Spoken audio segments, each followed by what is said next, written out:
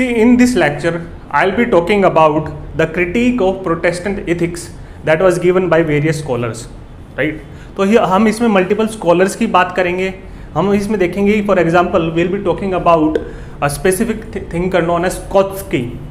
कोत्स्की who was essentially a Marxist, उन्होंने critique दिया Protestant ethics की थ्योरी का. साथ साथ हम देखेंगे जो डिपेंडेंसी थियरीज थे, राइट. अब डिपेंडेंसी थियरीज को हम पढ़ेंगे चैप्टर नंबर 10 में, जहाँ पे हम सोशल चेंज के बारे में डील करेंगे, राइट. तो वहाँ पे will be talking about all this theories. तो उनका एक प्रोमिनेंट जो थिंकर है डिपेंडेंसी थियरिस्ट के, वो है आंड्रे गुंटर फ्रैंक, राइट. हम उनको देखेंगे. He will also be giving critic of this Weber's theory of Protestant ethics.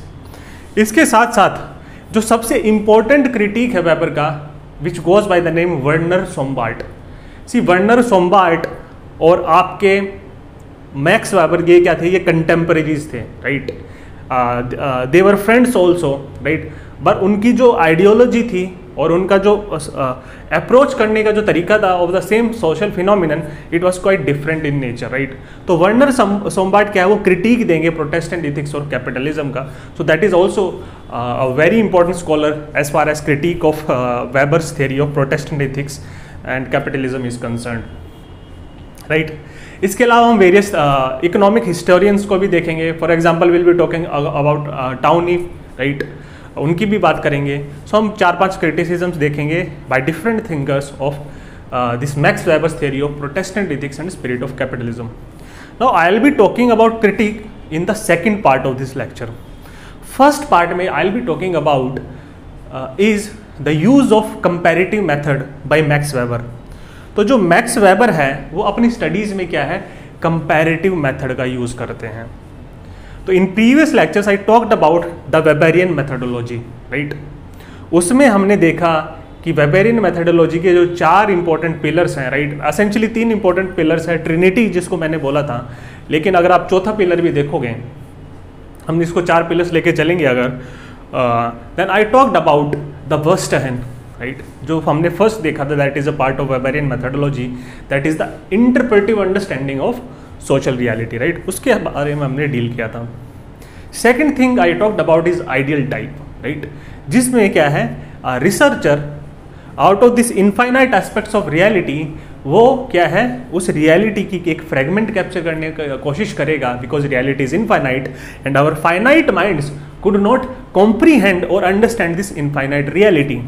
तो हमें क्या है, रियलिटी की एसेंस को कैप्चर करना पड़ेगा, and that is the second pillar of Weberian methodology. That is we will do this by tracing the typical और essential features of this reality, और इसको हम बोलेंगे the ideal type.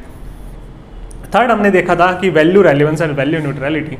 C value relevance and value neutrality I have not talked about. I will be making a very small 15 minutes lecture relating to value relevance and value neutrality. That is the third pillar of Weberian methodology. Fourth pillar of Weberian methodology is the use of comparative method. Comparative method में essentially क्या करते हैं आप, right. इसको हम deal करेंगे specifically क्या क्या फीचर्स होते हैं जब हम बात करेंगे रिसर्च मेथडोलॉजी वाले चैप्टर में. लेकिन कंपैरेटिव मेथड में एसेंशियली क्या है, सोशल रिसर्चर क्या है, वो कंपेयर करता है सोसाइटीज को across space and time, right.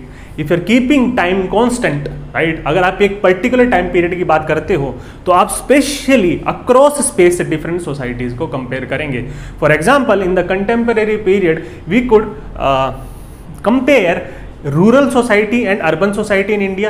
We could compare Indian society with the Western society, right. So this is spatial comparison. Temporal comparison is आप क्या है, स्पेस को फिक्स कर दोगे, आप सोसाइटी को फिक्स कर दोगे, and you will B comparing a particular society across time, right. For example Indian society in the contemporary times क्या फीचर्स हैं, and Indian society in the ancient times, right. तो यहाँ पे वेबर स्पेसिफिकली यूज कर रहे हैं comparative method का, right. वो क्यों कंपैरेटिव मेथड का यूज कर रहे हैं, right. See Weber made a statement और प्रोपोजिशन कि जो कैपिटलिज्म है उसके लिए कंडीशंस जो थी, that could have capitalism could have risen in you could say ancient Indian और मिडिवल इंडियन और एंशिएंट चाइनीज सोसाइटी. क्योंकि आप देखोगे अगर आपने एंशंट हिस्ट्री पढ़ी हो तो इवन एंशंट और मिडिवल इंडिया में भी जो इंडियन सोसाइटी थी, जो इंडियन नेशन था, जो कंट्री थी, राइट, उसका एक्सटेंसिव ट्रेड एंड कॉमर्स था, right, with the Chinese, with the south east Asians, right, with the Africans, with these gulf countries, right, और उसके थ्रू क्या है products they were being transshipped to the entire Europe. तो India की एक strategic location थी और India एक सेंट्रल पिलर था of the global trade economy, right. Global trade and commerce के हिसाब से देखोगे तो इंडियन सोसाइटी क्या है, काफ़ी रिच थी और हाईली एडवांस थी। अब अगर हम एंशिएंट टाइम्स और मिडिवल टाइम्स की बात करते हैं,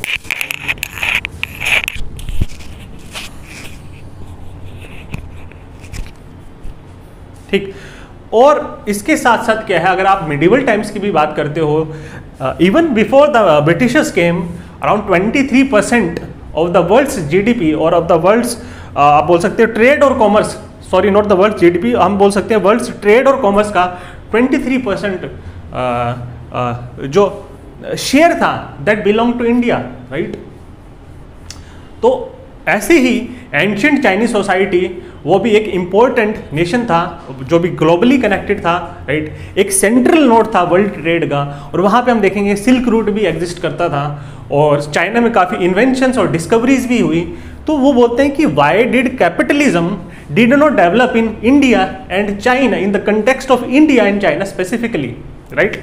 तो वो क्या है, कंपैरेटिव स्टडीज करने की कोशिश करते हैं और वो इस कंक्लूजन पे पहुंचते हैं कि ये जो टिपिकल इंडियन और चाइनीज सोसाइटी थी, इनमें जो रिलीजन्स थे दे वर पोजिंग बैरियर्स, राइट।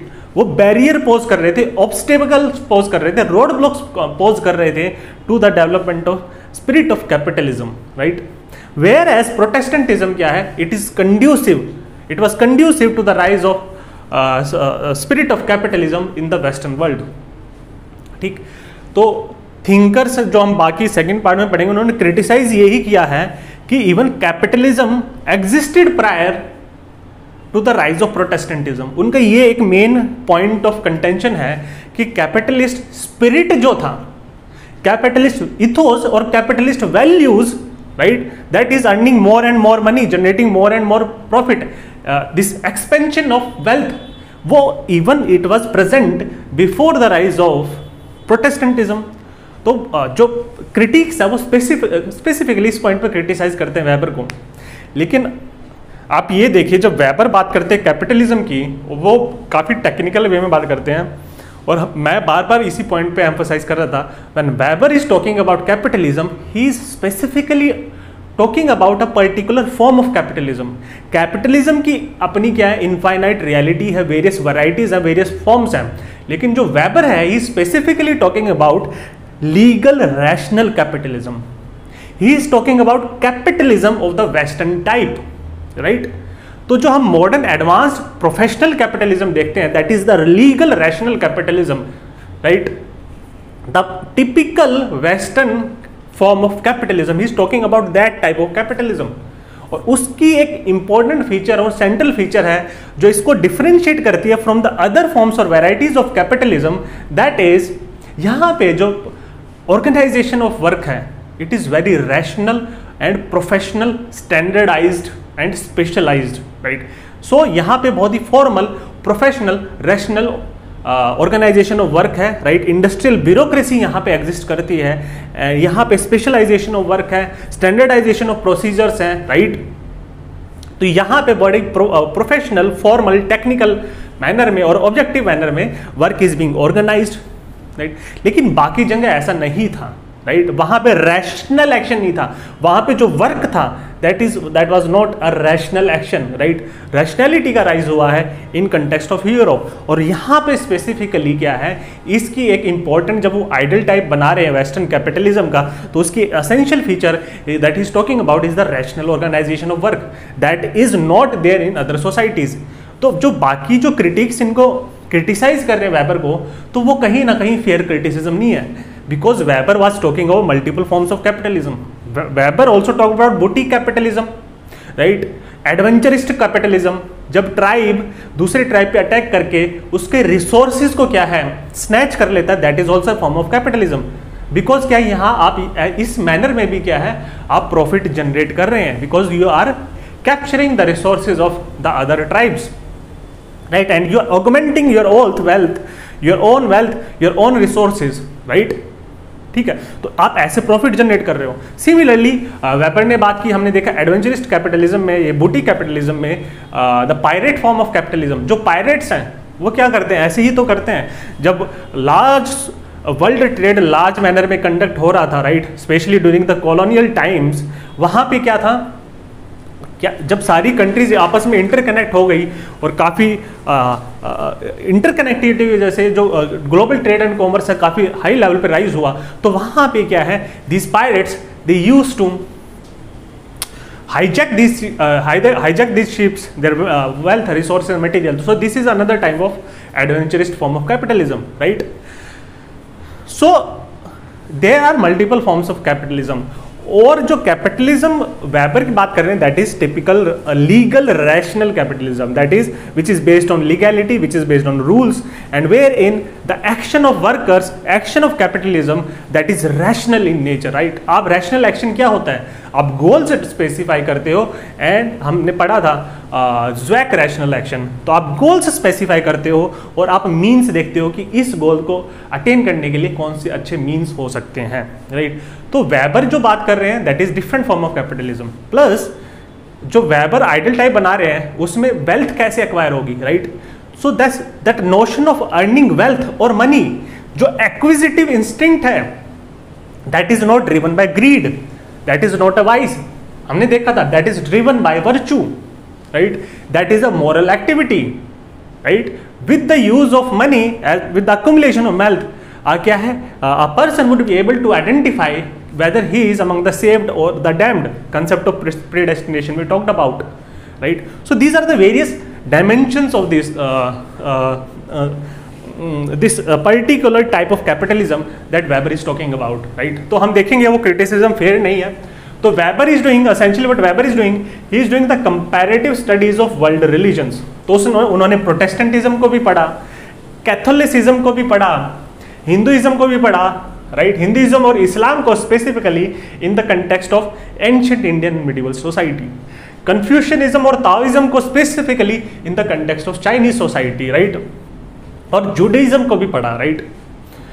तो वो बोलते हैं कि ये जो बाकी जो ये रिलीजन्स हैं, राइट, ये जो कंपैरेटिव मेथड का यूज कर रहे हैं, वो बोलते हैं कि these religions in this ancient, specifically ancient Indian और मिडिवल इंडियन सोसाइटी और Chinese society, ancient Chinese society, ये जो है दीज रिलीजन्स क्या है, they are not conducive, right, they are not conducive to the development of spirit of capitalism, right. और वो बोलते हैं they are not conducive, rather they pose barriers, they pose obstacles, they pose roadblocks to the development of spirit of capitalism. तो बात करते हैं essentially structural and ideational barriers, right? या फिर इसको हम बोल सकते हैं material या और spiritualistic barrier, right? Spiritualistic you could link to ideational, and material is something which is objective, which is external, right? You could link it to structure as well. और यहाँ पे is trying to answer this question specifically, why spirit of capitalism could not develop in this society, and why spirit of capitalism specifically developed in the Western capitalist societies, in the Western European societies, wherein specifically in the context of Protestantism, right? तो इस question को answer करने की कोशिश करते हैं। तो structural barriers मतलब आपकी सोसाइटी इस मैनर में स्ट्रक्चर्ड है, इस मैनर में आपकी सोसाइटी एक स्ट्रक्चर्ड है, ऐसे ऑर्गेनाइज है, तो ये सोसाइटी का ये जो ढांचा है, ये जो स्ट्रक्चर है, right, this structure is posing barriers, right, ये स्ट्रक्चर ही ऐसे डिजाइंड है, it is structured in such a way, this society is organised in such a way that this society का जो स्ट्रक्चर है वो ही बैरियर्स और रोड ब्लॉक्स पोज कर रहा है to the development of spirit of capitalism in this particular society, right. And second he talks about, हम देखेंगे स्पेसिफिकली फॉर एग्जांपल कास्ट का कुछ ऐसा स्ट्रक्चर है सोसाइटी में which is posing barriers to the rise of capitalism in Indian society, right. तो first is he talks about structure, second is talks about his ideational barriers, that is barriers which is essentially due in the form of ideas, right. वो बोलते हैं कि ये जो religion है, जो इन टिपिकल सोसाइटीज को बिलोंग करते हैं, right, all religions are basically ideology. तो आप उसमें क्या है, यूजिंग रिलीजन या प्रमोटिंग और propagating certain ideas into its followers, right. और दीज आइडियाज क्या है, ये क्या है, these are not conducive, right, these ideas they or these values or these doctrines or principles of that particular religion, that is not conducive to the rise of development of capitalism, right।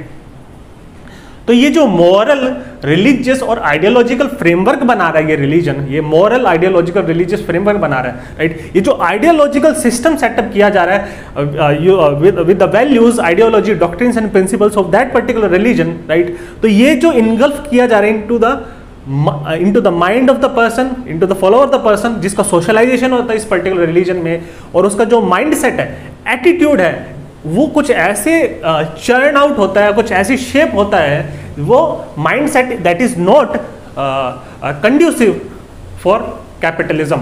वो जो mind set है that is not conducive for that acquisitive instinct that I am talking about. उस एक्विजिटिव instinct नहीं होगा, acquire करने का instinct नहीं होगा, आप प्रॉफिट और वेल्थ को एक्वायर करने की कोशिश नहीं करोगे, तो क्या है, आप कैपिटलिज्म डेवलप नहीं कर पाओगे अपनी सोसाइटीज में, right. So this is what essentially is talking about. तो हम बात करते हैं इंडियन सोसाइटी की, और स्पेसिफिकली क्या है, हम बात करेंगे कास्ट और हिंदुइज्म को लेके, right. I will not be talking about Islam per se, right, because otherwise the lecture will become too big, और वो क्या है, it is also not relevant to that extent. So specifically in Indian society हम caste और Hinduism की बात करते हैं। और सबसे पहले मैंने आपको बताया भी था कि जब ब्रिटिशर्स आए थे, तो जो ब्रिटिशर्स और even in the ancient times क्या था, गुप्ता पीरियड में और उससे पहले भी क्या है, इंडियन सोसाइटी को एक सोने की चिड़िया बोला जाता था, राइट। सोने की चिड़िया इसलिए बोला जाता था because India was interconnected with the world trade. India was the major exporter of spices, और इसी की वजह से क्या है, गोल्ड, राइट, ये हार्ड करेंसी इनफ्लो करती थी इंडिया में, और यहाँ से अपने प्रोडक्ट्स एक्सपोर्ट किए जाते थे, राइट। तो इंडिया में क्या है, लार्ज अमाउंट ऑफ गोल्ड था वहाँ पे, दिस हार्ड करेंसी थी, क्योंकि हमारे एक्सपोर्ट्स काफ़ी लार्ज थे, डिमांड थी।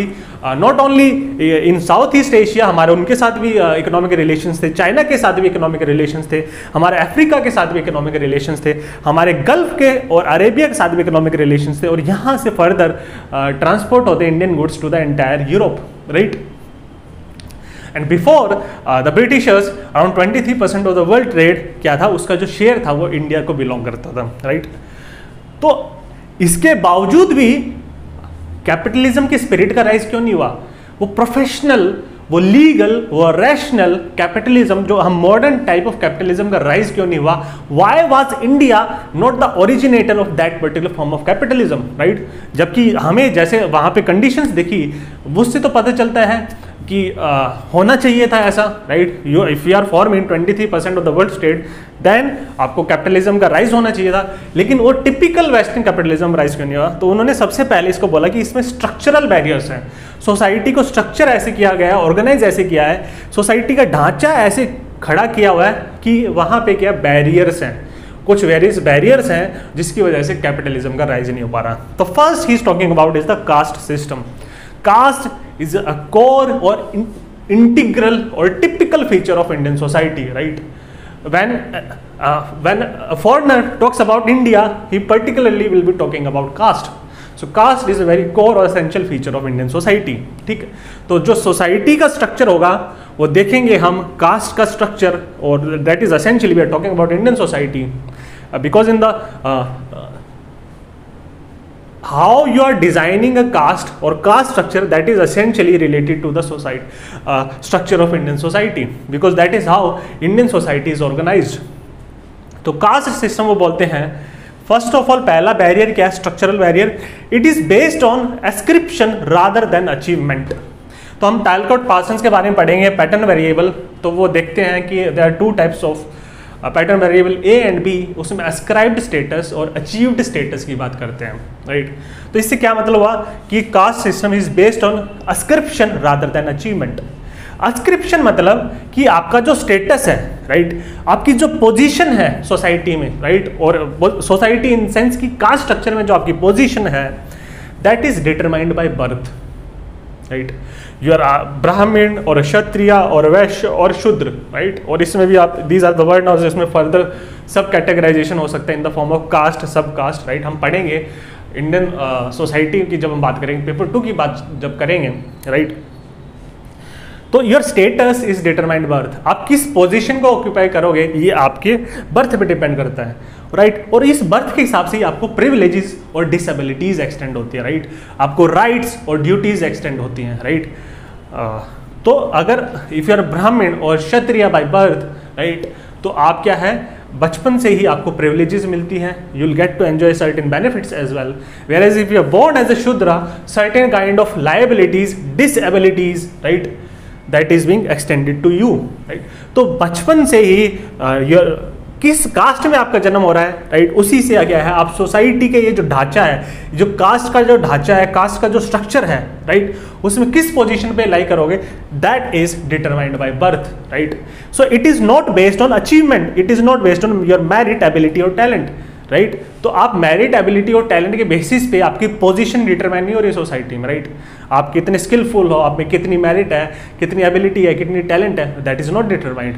आप एक पर्टिकुलर कास्ट में बॉर्न कर रहे हो तो your cast is fixed for your entire life time, you can not change your cast, right.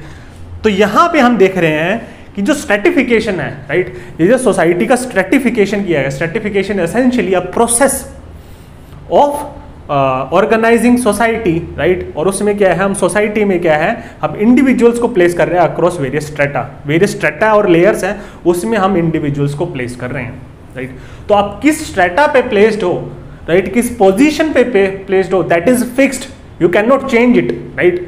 तो आप क्या है, एक स्ट्रेटा से और एक लेयर से दूसरी लेयर पे क्या मूव नहीं कर सकते हो, राइट, बिकॉज यहाँ पे क्या है, आपकी कोई चॉइस, ऑटोनॉमी, फ्री विल नहीं है, आपकी कोई एजेंसी नहीं है, राइट। एजेंसी मतलब as an actor you have choice और autonomy and you could do something to change your position, right, using your hard work, skills, merit, ability and talent, you could change your position, but in the caste structure you can not do it, in the class structure you can do it, right, you can become a successful businessman, a successful professional by your hard work, right। तो आपने पढ़ा होगा कि काफ़ी जो गरीब लोग हैं, फॉर एग्जांपल रिक्शा वाला के जो बच्चे हैं, राइट, आपने देखा होगा कि आपने वेरियस एग्जांपल्स देखे होंगे, even they could achieve higher status specially by cracking this civil services examination, right. तो आप क्या, mobility, because contemporary Indian society क्या है, वहाँ पे क्या है, मोबिलिटी अलाउड है, लेकिन यहाँ पे in previous time ancient Indian society में कोई मोबिलिटी नहीं थी, राइट। स्ट्रेटिफिकेशन फिक्स्ड था, स्ट्रेटिफिकेशन रिजिड और हिरार्किकल था। रिजिड मतलब आपकी कोई सोशल मोबिलिटी नहीं थी, कोई डायनामिज्म नहीं था इस स्ट्रेटिफिकेशन स्ट्रक्चर में, राइट। तो क्या है, जब कोई डायनामिज्म नहीं है, ये जो स्ट्रक्चर है इसमें कोई डायनामिज्म नहीं है, इसमें कोई सोशल मोबिलिटी नहीं है, तो क्या है, वेरियस बैरियर्स हैं। तो essentially it crushes the hopes and aspirations of the people. You are not able to change your position simply through your own will, right? Through your own free will, agency, autonomy, hard work, right? So essentially that is a defeatist attitude, right? You can't change your position. Your entire fate for your life is fixed. You have to practice a certain occupation throughout your entire life, and your position is fixed in Indian society. So these are the structural barriers to mobility, और इसी की वजह से capitalism का rise नहीं होता, right, ठीक है, because capitalism essentially based on achievement, merit, ability, talent. Second structural barrier है कि कास्ट इज लिंक्ड और it is associated with occupation. हम पढ़ेंगे पेपर 2 में, जिस कास्ट में आप if you are born in a particular caste, तो आप उसी कास्ट का क्या है, ऑक्यूपेशन प्रैक्टिस कर सकते थे इन द एंशिएंट और मिडिवल सोसाइटीज़, और even during the British times. यहाँ पे आप कंटेम्प्रेरी टाइम्स में क्या काफ़ी चेंजेस आ रहे हैं, राइट, कास्ट स्ट्रक्चर में काफ़ी चेंजेस आ रहे हैं, और disintegration of caste is also taking place, right.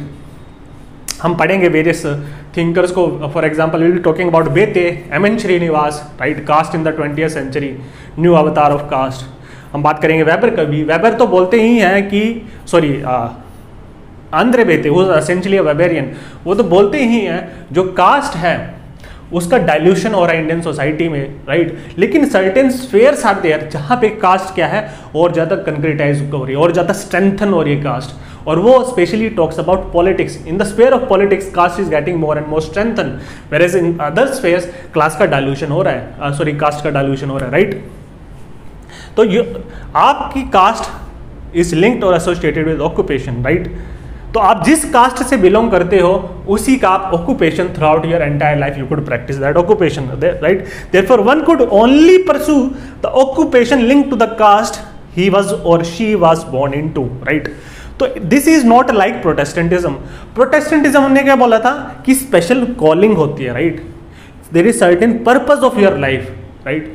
God ने आपको भेजा ही इसलिए है so as to make this earth the kingdom of God, right. इसी को आपको हेवन बनाना है, अर्थ को हेवन बनाना है, अर्थ पे ही आपको राम राज्य सेटअप करना है, अर्थ पे you have to establish the kingdom of God, right. तो आपकी एक सर्टेन कॉलिंग होनी चाहिए लाइफ में, सर्टेन पर्पस होना चाहिए लाइफ में, because this calling is the God has called upon you, right. Through your work, through your labour, through your occupation you need to establish the Ram Rajya और the kingdom of God on earth, right. So essentially work और this work is a devotion, it is central pillar of Protestantism. और आपका जो work है और आपका जो occupation और लेबर है that is based on your calling. आपका इंटरेस्ट किस फील्ड में है, आपकी स्किल किस फील्ड में, आपका एप्टीट्यूड कैसा है, उसके बेसिस पे ही आप सर्टेन ऑक्यूपेशन क्या है परस्यू करेंगे. दैट ऑक्यूपेशन और work should be pursued with devotion because work is devotion in Protestantism, right. तो आपकी स्पेशल कॉलिंग होगी.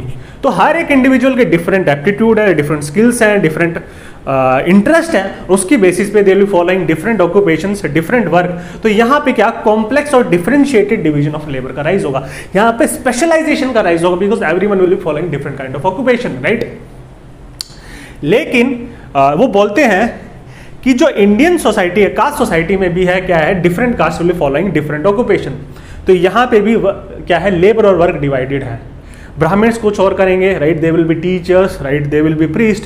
Kshatriyas they will be into administration, right. They will into the positions of authority, right. They will enjoy power. Vaishyas they will be into productive activities, they will be into trade and commerce. whereas Shudras they will serve the all these upper three varnas, right. this is essentially the varna system, not specifically the caste system, right. there is a difference between varna and caste. तो ये जो division of labour है Indian society में क्या है, it is fixed, it is coercive, right. Once you are born into a specific caste you have to follow that occupation, right.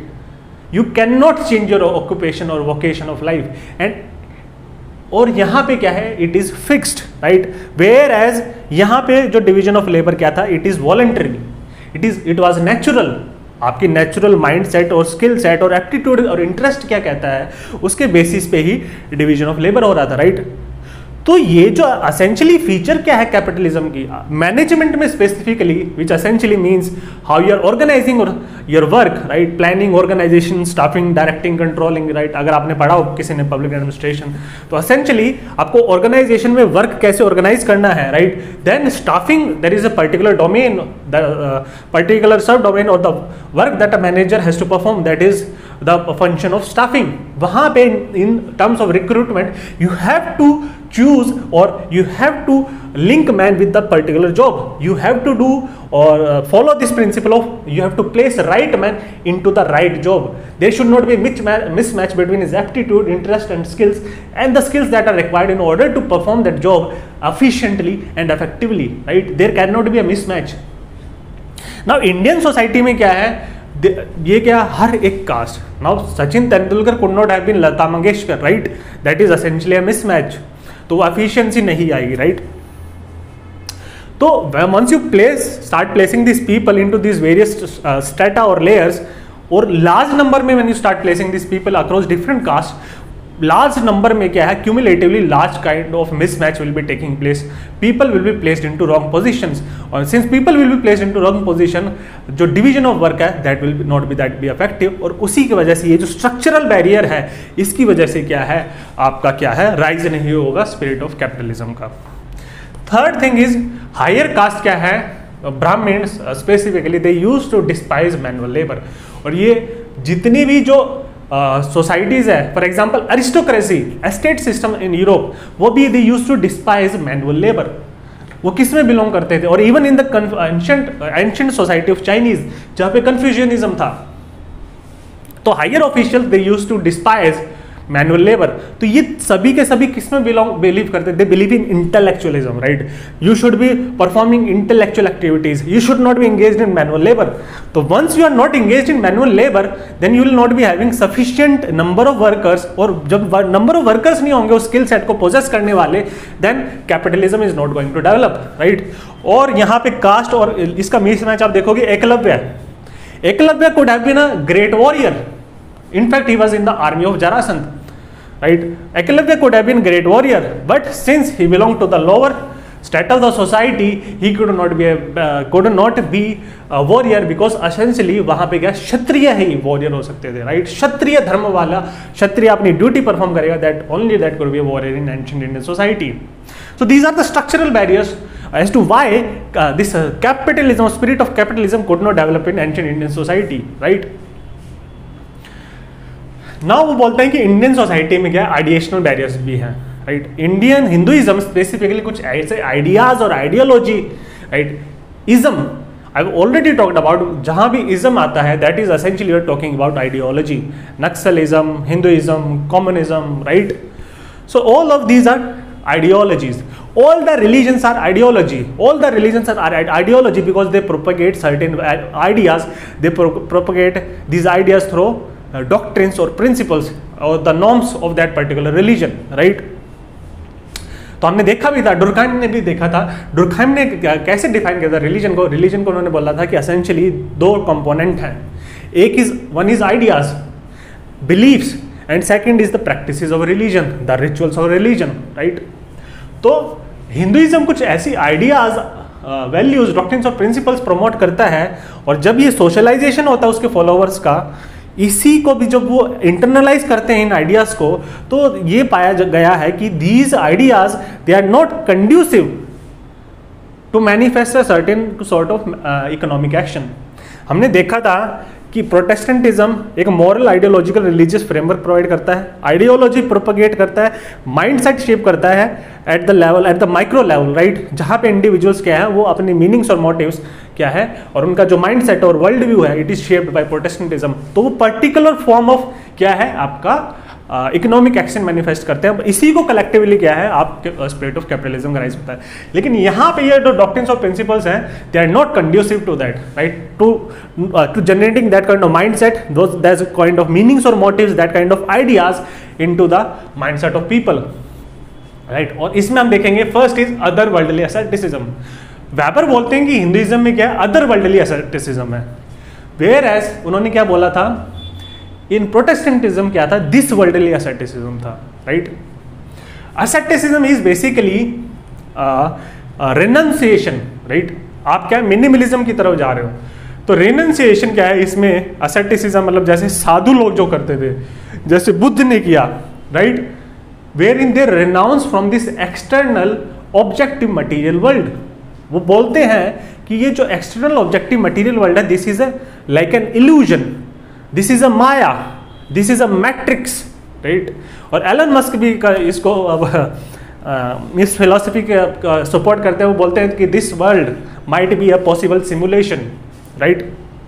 हमने पढ़ा भी था in previous lecture, I also talked about in the ancient history lectures where I was talking or dealing with the various philosophies, right?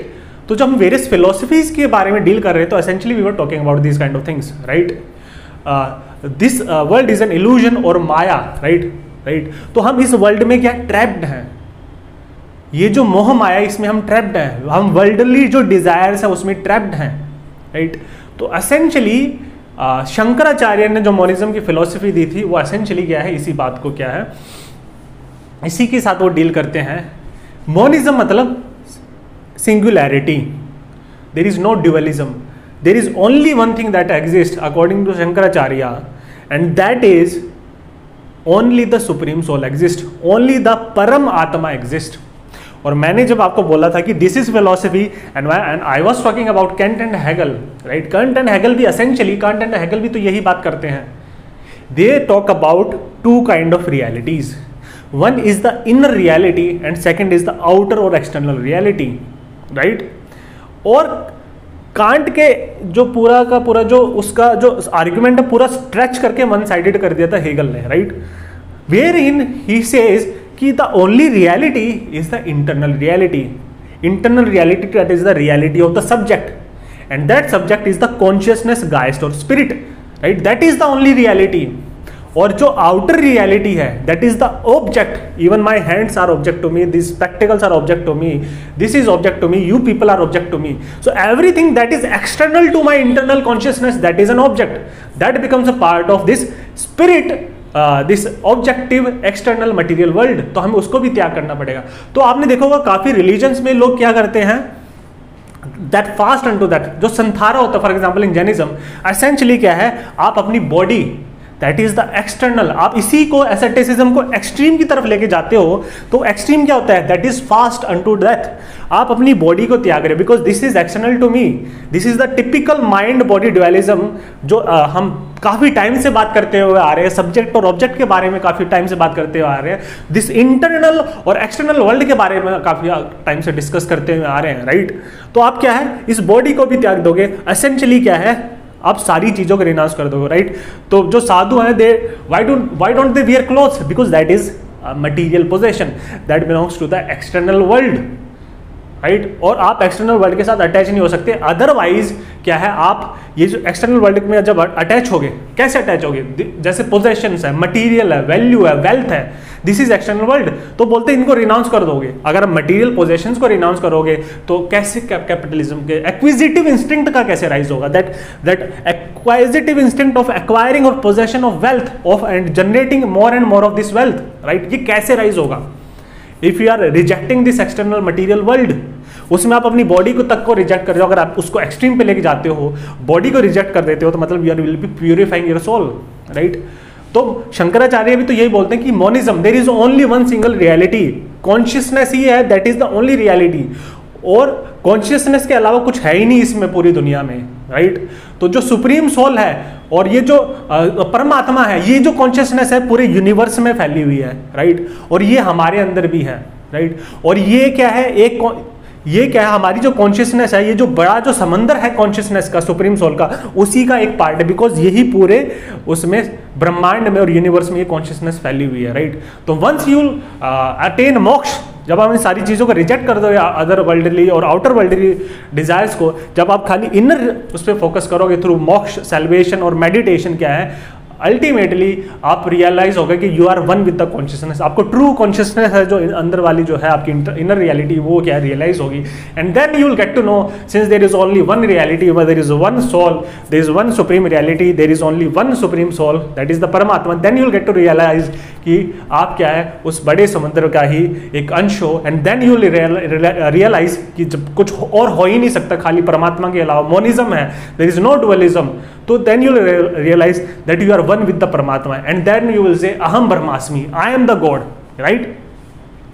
तो ये वाली जो philosophy है, right, this based on this कि renunciation of the external material world, it is called as illusion or maya, our soul is trapped in the worldly desires, right। so इस वाला जो ये हमें जो वर्ल्ड मिला है जिसमें हम रह रहे हैं, that is called as the transient अडोब, ये हमारे क्या है, खाली टेम्परेरी अडोब है, राइट। बिकॉज आत्मा क्या है, एक बॉडी से दूसरी बॉडी में ट्रैवल करती है, कॉन्शियसनेस एक बॉडी से दूसरी बॉडी में ट्रैवल करती है, राइट। अगर आप इनको नहीं रिनाउंस करोगे वर्ल्डली डिजायर्स को, राइट, तो since you will B renouncing worldly desires, तो क्या है, मटेरियल पोजीशन के वेल्थ और कैपिटल पे फोकस नहीं करोगे, तो आप में एक्विजिटिव इंस्टिंक्ट नहीं डेवलप होगा। अगर आप में एक्विजिटिव इंस्टिंक्ट नहीं डेवलप होगा, राइट, अगर आप में एक्विजिटिव इंस्टिंक्ट नहीं डेवलप होगा, तो आप में कोई मोटिवेशन नहीं है वेल्थ एक्वायर करने का, तो कैपिटलिज्म का राइज नहीं होगा, right. Second is the concept of karma, right? Now this is here I was talking about transmigration of soul, this worldly asceticism. Here in the second I'll be talking about the concept of karma, which is the second ideational barrier.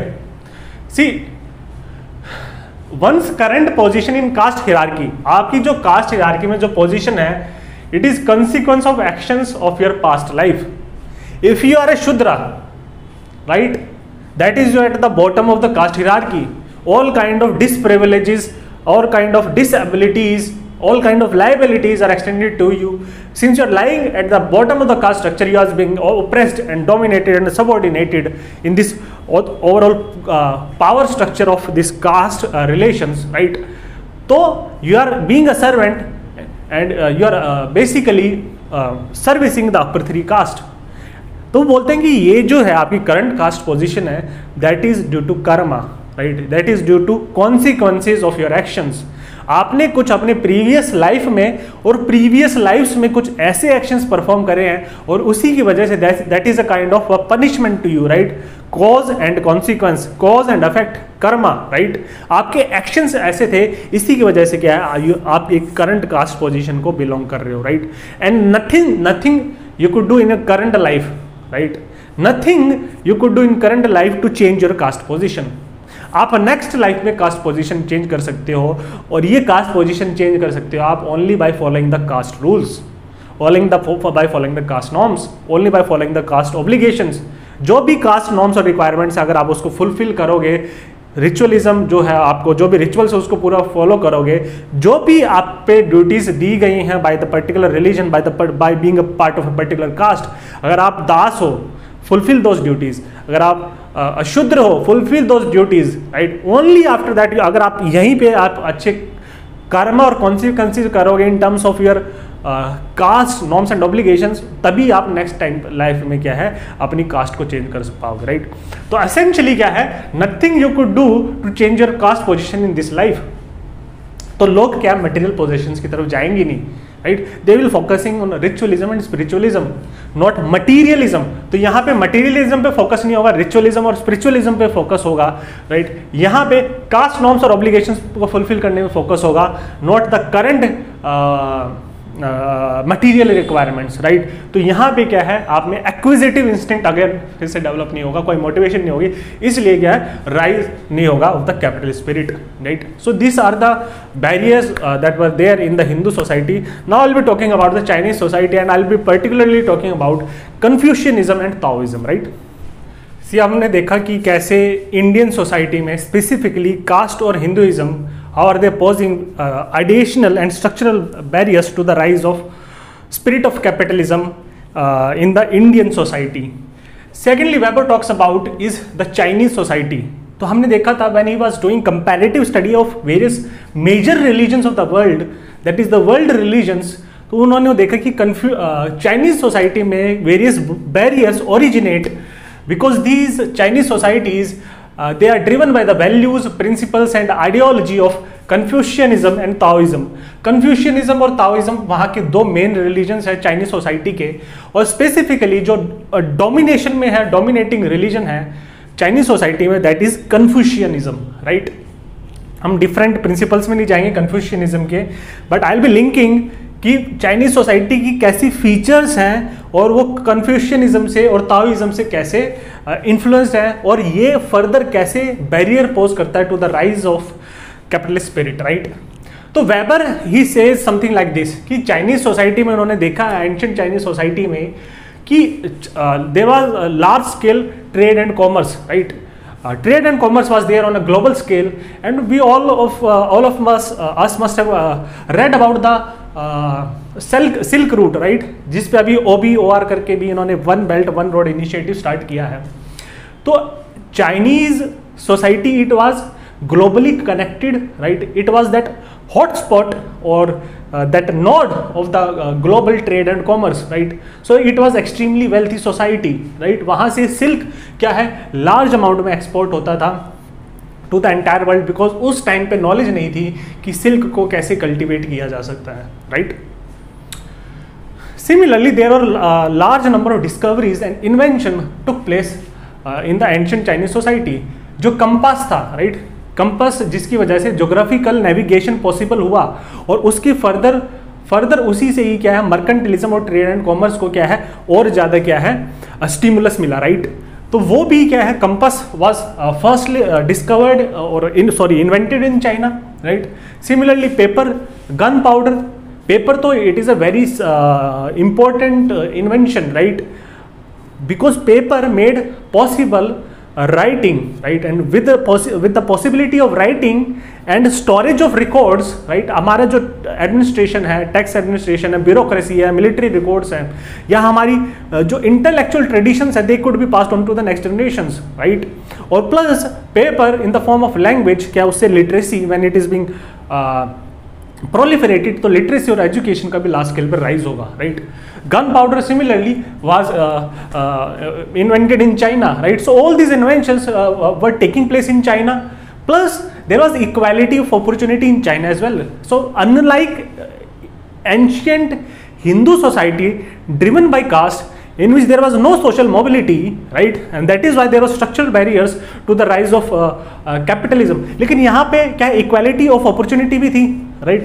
Bureaucracy जो थी, जो state की जो bureaucracy थी, जो administrative personnel थे, they were recruited on the basis of a civil services exam, right. तो वहाँ पे एग्जाम के बेसिस पे रिक्रूटमेंट होता था. तो बोलते हैं कि ये सारी कंडीशंस थी, right. These were favourable conditions, लेकिन in spite of that capitalism could not arise in China because there were certain barriers, right. But still capitalism did not develop.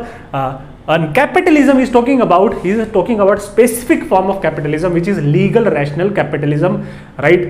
हमने पढ़ा तो उसकी फीचर्स क्या होती हैं, right. The most important feature is work is organised on the basis of rational action, right. Rational organization work is there, professional standardization and formal organization work is there, right. That is what we see in modern contemporary times. That is the more advanced form of capitalism that originated after the rise of Protestantism in the Western world, right.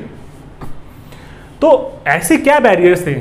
Now weber क्या है, weber क्या है, weber ने study की थी major religions की.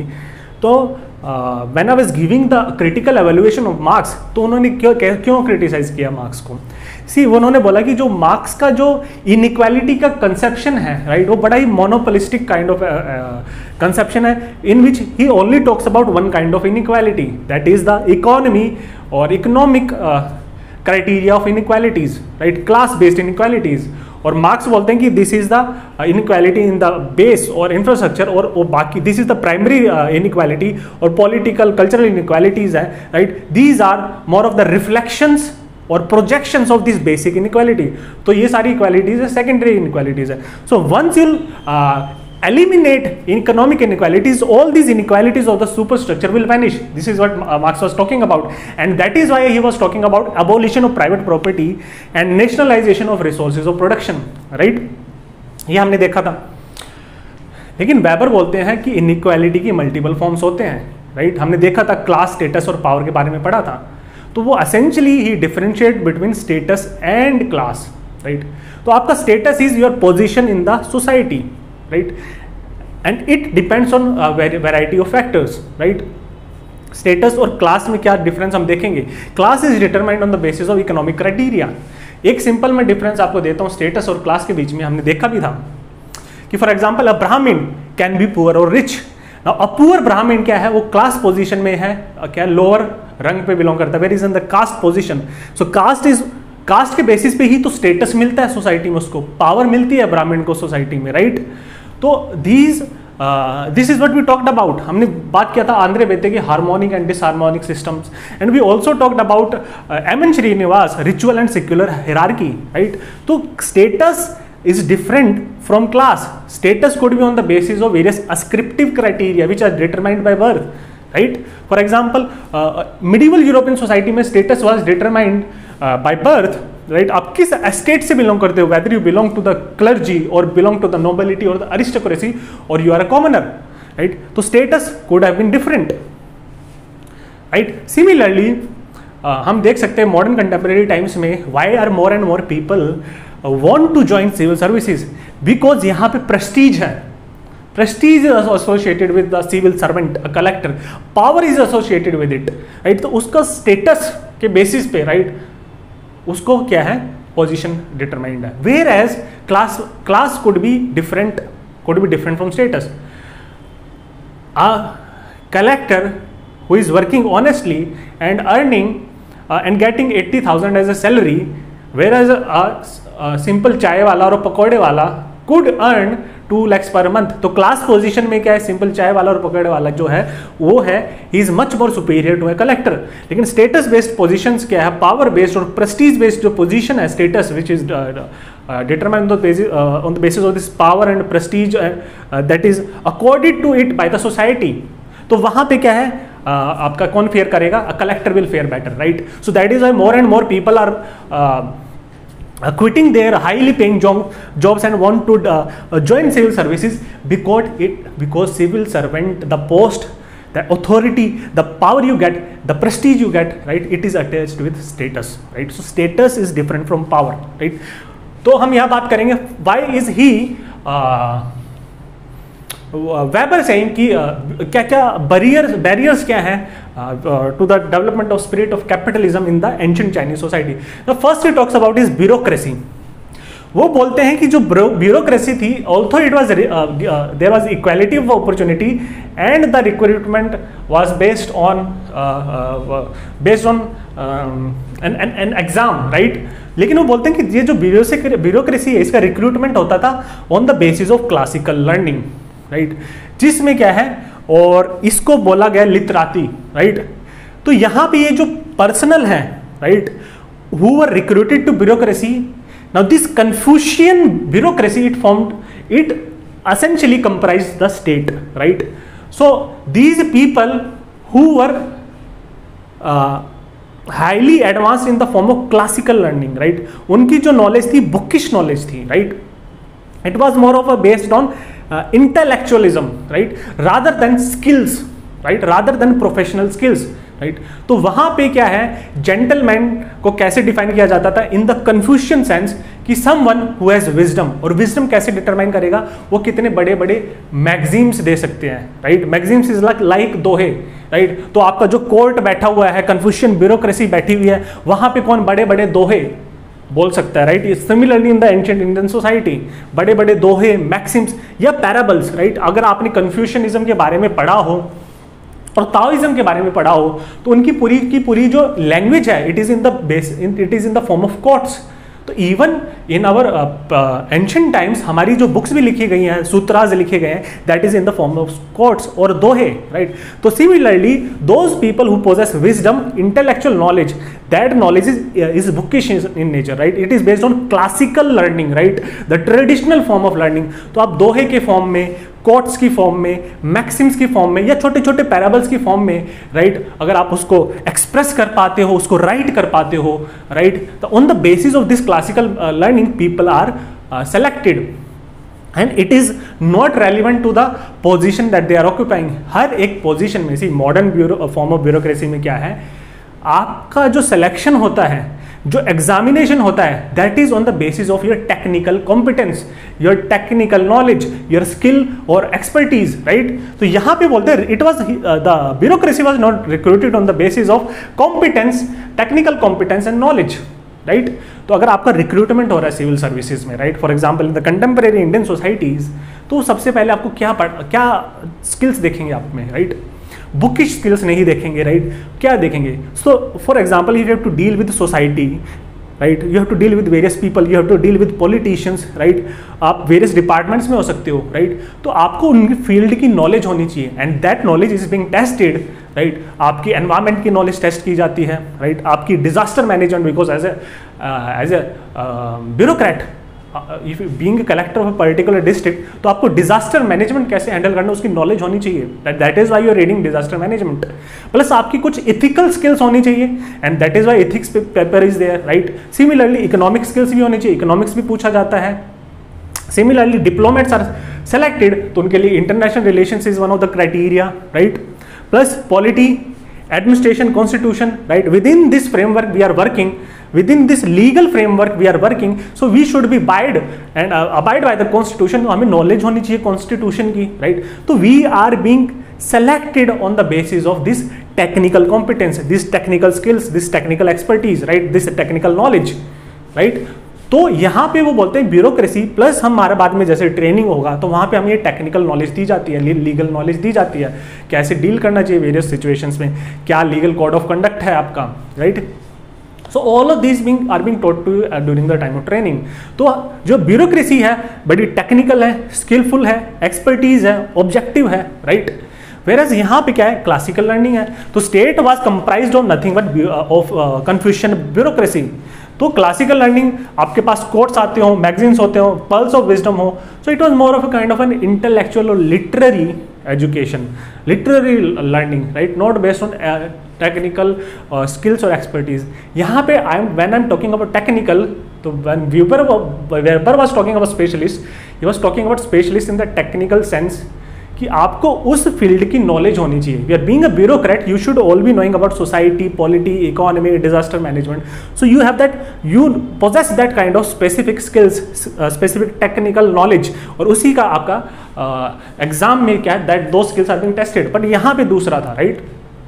Plus यहाँ पे क्या है, जो जेंटलमैन है, राइट, जेंटलमैन को कैसे अज्यूम किया जाता था, who is the Confucius in nature, जो कन्फ्यूशियस जो लर्निंग्स है, विजडम्स है, उसको वो पता हूँ, राइट। तो focus of a gentleman, the Confucius gentleman was on status, right, was on position, it was not on class और मनी, राइट। तो हमने देखा कि आपका there is a difference between status and class, right, between position of power और authority और the prestige और respect that is accorded to you by the society, right, that is different from your class position, right.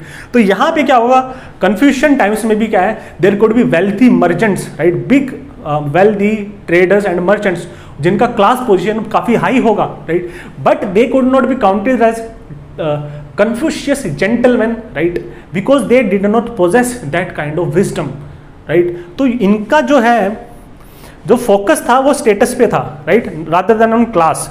तो यहाँ पे क्या, जब focus होगा status पे, तो कोई एक्विजिटिव इंस्टिंक्ट नहीं होगा कि आपको मटेरियल पोजेशन गेन करनी है, आपको वेल्थ गेन करनी है, right. That is a core feature of capitalism, right. तो यहाँ पे देयर इज, यहाँ पे जो ड्राइव टुवर्ड्स मनी है वो क्या है, that is seen more as a form of a greed, right. Money ज्यादा से ज्यादा उसके पीछे भागना, it is seen as a form of greed which is a vice as per Confucianism, right.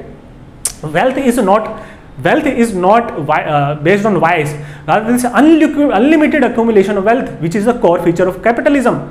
Unlimited accumulation of profit, which is the core feature of capitalism, right? That is being considered as a negative, as a vice, because it is driven by the vice of greed, right? तो उसको कहीं ना कहीं appreciate नहीं किया जाता था, तो ये नहीं होगा, right? और Confucian gentleman कैसा होना चाहिए, जिसको क्या है, who is more of an intellectual rather than a worker, right, who is more end of an intellectual rather than a worker, जिसके पास क्या फिलोसॉफिकल नॉलेज हो, राइट, जिसको मैक्सिम्स आते हो, विजडम हो जिसके पास, या पैराबल्स की फॉर्म में अपनी नॉलेज को एक्सप्रेस कर पाए, राइट। तो if you read some Confucianism और Taoism based books, those books are in the form of parables. These parables or maxims or quotes, they are known as the pearls of wisdom. So this is the classical based on learning, bookish learning, right? It is not based on skills. तो यहाँ पे capitalism का rise नहीं हो पाएगा because capitalism require for the workers to possess skills, right? तो यहाँ पे ब्यूरोक्रेसी भी ऐसे नहीं है, plus you are not concerned on skills, you are more of concerned on philosophical knowledge or classical learning or wisdoms or pearls or experiences, right? You are not driven by acquisitive instinct because unlimited money, unlimited wealth, unlimited profits which is the core feature of capitalism. क्योंकि उसके बिना unlimited wealth की तरफ नहीं जाओगे तो क्या है, कैपिटलिज्म और जो धंधा जो मैंने बोला था, राइट, जो बिजनेस है उसका एक्सपेंशन नहीं हो पाएगा, तो कैपिटलिज्म नहीं बनेगा, राइट. तो यहाँ पे इसको वाइस और ग्रीड माना जाता था, right. So these are some of the barriers. Plus specifically when you talk about Taoism, see Taoism क्या है, it believes in living in the present, living in the here and now, right. Accepting the reality as it is, right?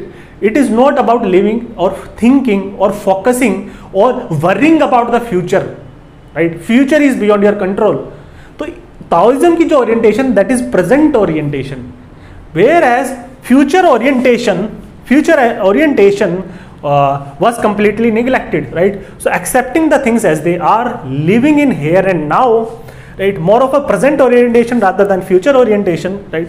So they believe in living spontaneity, living in harmony with the nature, living in harmony with the present, living in harmony with the here and the now, not thinking about the future, right. So they accept the reality as it is, right? In conformity of the reality they live. They don't have future orientation. Now being futuristic is a core principle of capitalism, right? Why is it a core principle of capitalism? Because when you are futuristic, you are engaged in planning and deliberation for the future, right? So here you are not planning anything, right? You are living in a present orientation, whereas futuristic is you are planning and deliberating for the future. You have future agenda, right? तो अगर हम बाद में पढ़ेंगे poverty के बारे में, जो पढ़ेंगे तो हम बात करेंगे सब कल्चर ऑफ पॉवर्टी के बारे में, और उसमें हम देखेंगे कि जो निचले तबके के जो लोग हैं, right, who are at the lower strata of the society, जिनका present orientation होता है, right? Because they know they don't have the resources, the money, the intellectual capabilities, the skills to change their current position, and that is why they keep on repeating or doing those menial jobs time and time and again. Whereas middle class is futuristic. It is oriented towards the future because it believes in mobility.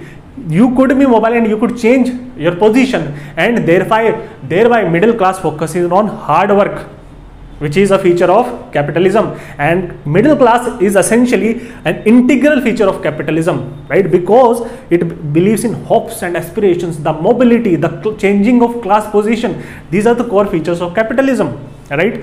And essentially they have a futuristic orientation. And that is why middle class focuses on education of their young ones, right? आपके parents आप बोलेंगे कि only with your education you could change your entire life because you could change your class position. और आपकी class position change होगी तो आपकी जो आने वाली जो generations हैं, they will be enjoying the fruits of your labor because you are single-handedly changing your class position, you are uplifting your family and the future generations as well, right? तो future generation, future orientation होगा, planning and deliberation होगा, right? और planning and deliberation किसकी feature है? This is a feature of rational action, right? Word rational action हमने पढ़ा था. Rational action क्या है? You are defining goals. Once you start defining goals, that is you are looking into the future, right? You are defining practical goals and you are identifying the various means through which these efficient means through which these practical goals could be achieved. This is the rational form of action, or this rational form of action is a core or essential feature of capitalism, right? Because वहाँ पे क्या लोग हैं? rational action perform कर रहे हैं. Capitalism, right? Rational organization of work है. Your company when you focus on the future, right? हमें ये इनिशिएटिव्स लेने चाहिए, हमारी कंपनीज में ये चेंज होने चाहिए, हमें ये स्किल्स और टेक्नोलॉजी अब करना चाहिए, राइट? तो तभी आप क्या टेक्नोलॉजी को मोनोपोलाइज करना पाओगे और आउट कम्पीट कर पाओगे अपने राइवल्स और कंपिटिटर्स को. This is essentially what Tesla is doing, right? So this is how Taoism also poses barriers, right?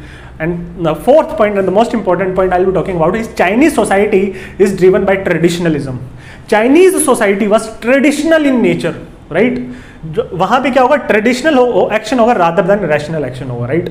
तो वहाँ पे जैसे फैमिली वैल्यूज जो होती थी चाइनीज सोसाइटी की, राइट? और हम ये भी देखेंगे, सी ट्रेडिशनल एक्शन होगा, हम पढ़ेंगे. See, in next lecture I will be starting with power, authority and domination, wherein I will be talking about various forms of authority. I will be talking about traditional authority, legal rational authority and charismatic authority. तो जो traditional action हमने पढ़ा था, that is linked with traditional authority. तो traditional action is tradition जैसे चलते आ रहे हैं, राइट? जैसे हमारा पहले से ही होता रहा है, doing the things as they have been done in the past, right? The utility of the eternal past, right? Eternal past is driving your present, right? तो इसकी पास्ट बेस्ड ओरिएंटेशन भी है, राइट? ताओइज्म प्रेजेंट बेस्ड और ये past based orientation, because you are performing और manifesting more and more of a traditional action rather than rational action, right? Which is future oriented. For example Chinese society उस time पे सिब्स में क्या है? Divided थी. सिब्स इज एसेंशियली, आप रफली मान सकते हो, it is a kind of a joint और एक्सटेंडेड फैमिली, राइट? तो जिसमें क्या है? पैट्रियार्कलिज्म होगा. जो Elder members of the society हैं, राइट? जो eldest male members of the society हैं वो रूल करेंगे, उनके पास अथॉरिटी होगी. हम पढ़ेंगे नेक्स्ट लेक्चर में. This is called as the traditional authority, right? हमेशा से ही ट्रेडिशन में क्या है? एल्डर्स को क्या है? डोमिनेंट पोजीशंस में और पोजीशंस ऑफ अथॉरिटी में देखा गया है, right? So these are ruled by elders. इसको जेरेंटोक्रेसी भी बोला वेबर ने, हम देखेंगे नेक्स्ट लेक्चर में. So it is more of a traditional authority rather than legal rational authority. Whereas in the legal rational form of capitalism, legal rational authority होनी चाहिए, right? हमने industrial bureaucracy की बात की. right? So your organization of work should be on the basis of legal rational authority. Your work should be organized on the basis of legal rules and regulations, right? Not on the basis of traditional authority of a patriarch, of an elder person, of the elder male head, right?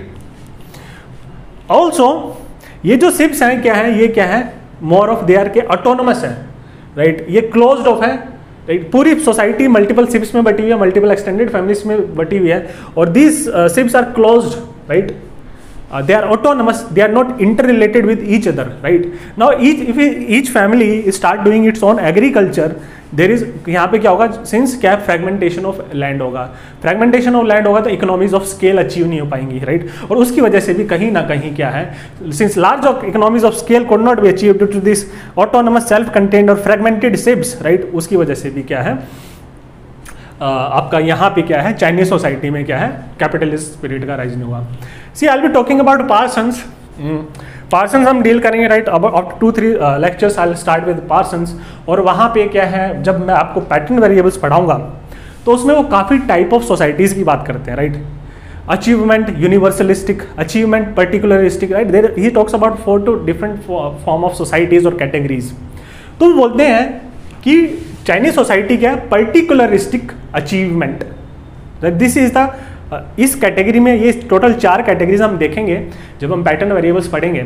C achievement is what, see it is achievement oriented, क्योंकि आपका जो recruitment है bureaucracy में, right, जो state और administrative work में, right, with by gaining access to these kind of positions you are enjoying authority and power. It is on the basis of achievement. आपको कितनी क्लासिकल लर्निंग है, कितनी philosophical knowledge है, उसके basis पे जब वो टेस्ट किया जाता है थ्रू द रिक्रूटमेंट एग्जामिनेशन, उसके बेसिस पे आपका सिलेक्शन होता है. So it is achievement based, right?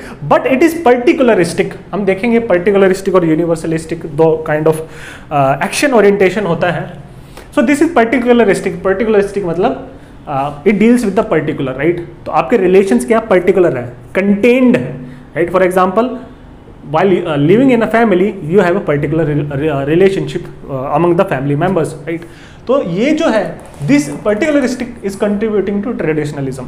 You won't be able to understand this until and unless I'll be dealing with the pattern variables. But मैंने इसलिए लिखा है, अगर क्वेश्चन आता है और अगर आप लिंक करते हो उसको पार्सन से, स्पेशली द पर्टिकुलरिस्टिक अचीवमेंट फीचर से, then there is a possibility that you will get half a mark right extra. Lastly Catholicism हमने पढ़ा था.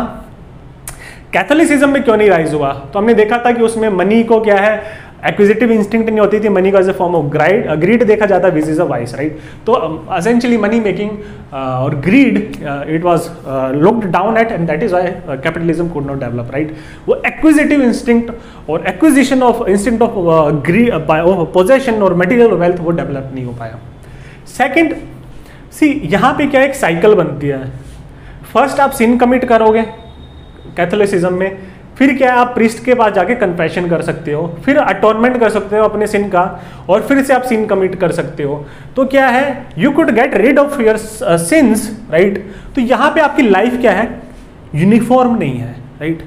It is a mixture of good and bad works, right? Good and bad acts, right?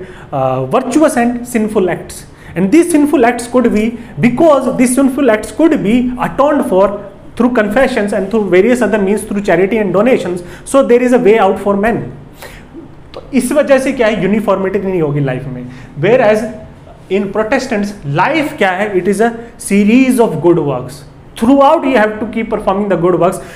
Only and until then you will know that you enjoy the grace of God, that you are on the path to salvation, that you are being among the chosen ones who will be saved, right? And who will be merging with the God, who will be going to the heaven, right? तो हमने देखा था कैसे सत्यम scam हुआ था, और Vijay Mallya they fell from the disgrace of God, right? They were capitalists, but they fell from the disgrace of God because their life was not uniform, right? Their life was not a continuous series of good acts, right? It was also driven by sins as well, right? तो यहाँ पे this is another feature why capitalism could not be possible. Third, हमने देखा था कि Catholicism में क्या work को डिनाउंस किया जाता है, मैनुअल लेबर को डिनाउंस किया जाता है, और लीजर को सेलिब्रेट किया जाता है. और मैंने आपको एडम और ईव के बारे में भी बताया था, right? So if you're not able to understand it, I'll advise you to refer back to the previous lecture. Therein I talked about these kind of things. तो यहाँ पे क्या जो हॉलीडेज है, right, the days which are reserve for the holy God, they are essentially holidays wherein you will be taking rest. Because हमने देखा था Durkheim के टाइम पे when we are talking about the domain of the sacred, तो domain of the sacred is not only about space, it is also about time. Certain days of the calendar or certain time durations are reserved especially for God. So that time domain, it belongs to the domain of the sacred. तो यहाँ पे क्या है, आप बाकी profane works नहीं करोगे, work based works नहीं करोगे, right, because work is considered as profane and leisure is considered as sacred. Because आप लीजर के उस लीजर करोगे, राइट, और you will take a complete rest and you will dedicating and devoting that entire time in the service of God, right? So these are the various features in Hinduism, Confucianism, Taoism or Catholicism why capitalism could not arise. Now I'll be talking about the various critiques of capitalism. हम 4 से 5 scholars की बात करेंगे, तो we'll be attacking Weber from 5 different dimensions, and in last I'll try to give you the defense of Weber, right? वो हम already lecture के starting में introduction में the defense we have already talked about it, right? So now let us talk about the criticism of Protestant ethics. So I'll be dealing with this criticism from 5 different perspectives. So I'll be talking about 4 important sociologists who are having a different viewpoint relating to capitalism and how they view and see capitalism, right? So essentially they are in conflict with the Protestant ethic theory of Weber, so they will be criticizing Weber. तो सबसे पहले हम देखेंगे कि कोत्स्की क्या था, he was a Marxist scholar, right? तो he criticizes Weber and he agrees with the conceptual explanation of Marx, and he says कि it is the economy which determines religion and it is not the other way around which Weber is talking about, right? और वो बोलते हैं कि super structure ही को determine करता है आपका इंफ्रास्ट्रक्चर। तो सुपर स्ट्रक्चर में आपका रिलीजन है, तो उसको डिटरमाइन कौन करेगा, आपकी किस टाइप की नेचर ऑफ इकोनॉमी कैसी होगी, आपका क्या है इकोनॉमिक बेस और इकोनॉमिक इंफ्रास्ट्रक्चर कैसा होगा, वो डिटरमाइन करेगा किस टाइप का रिलीजन क्या है, और किस टाइप के रिलीजन का ओरिजिन होगा इन द सुपर स्ट्रक्चर। ना कि रिलीजन डिटरमाइन करेगा कि किस टाइप का इकोनॉमिक फीचर का राइज होगा या फिर किस टाइप की नेचर ऑफ इकोनॉमी होगी। It won't be determined by the nature of religion. So capitalism which was essentially a part of economic base that led to the origin of Protestantism. तो वो क्या है, रिवर्स कर रहे हैं आपके वेबर के आर्ग्यूमेंट को, एसेंशियली वो सपोर्ट करते हैं आपका मार्क्सियन आर्ग्यूमेंट को। तो बोलते हैं कि जो अर्ली फॉर्म ऑफ कैपिटलिज्म था, जब कैपिटलिज्म का ओरिजिन हुआ है वेस्टर्न वर्ल्ड में, क्या है वो इट प्रीसीडेड, वो अर्ली फॉर्म ऑफ कैपिटलिज्म पहले आया और प्रोटेस्टेंटिज्म उसके बाद आया है, right? So this capitalism is the cause and Protestantism is the affect. तो जो कॉजल रिलेशनशिप और कॉजल इंटरकनेक्शन वो वेबर बताने की कोशिश कर रहे हैं, rather that is not true. और वो बोलते हैं Calvinism, right, when Weber was talking about Protestantism, तो स्पेसिफिकली वो कैल्विनिज्म की बात कर रहे हैं और कैल्विनिज्म की आइडियल टाइप बनाया और उसकी आइडियल फीचर्स की बात कर रहे हैं, right?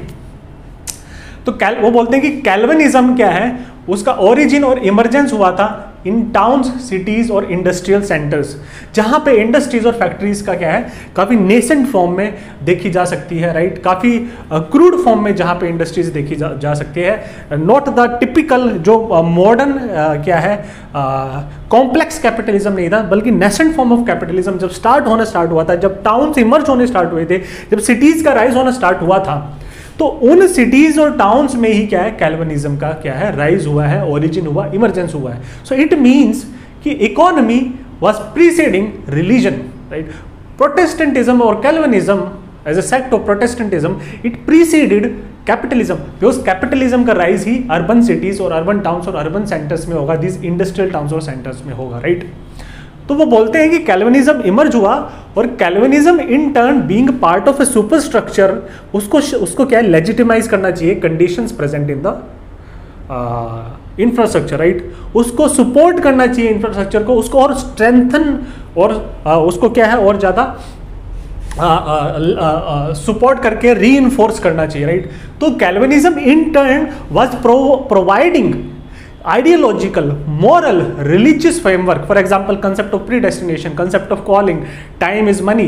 Now all these principles that emerged in Calvinism, these principles emerged to support, strengthen and legitimize the capitalism that was already there, right? So he was arguing against Weber's conception of Protestant ethics and how it led to capitalism, and he was supporting the Marxian argument, right?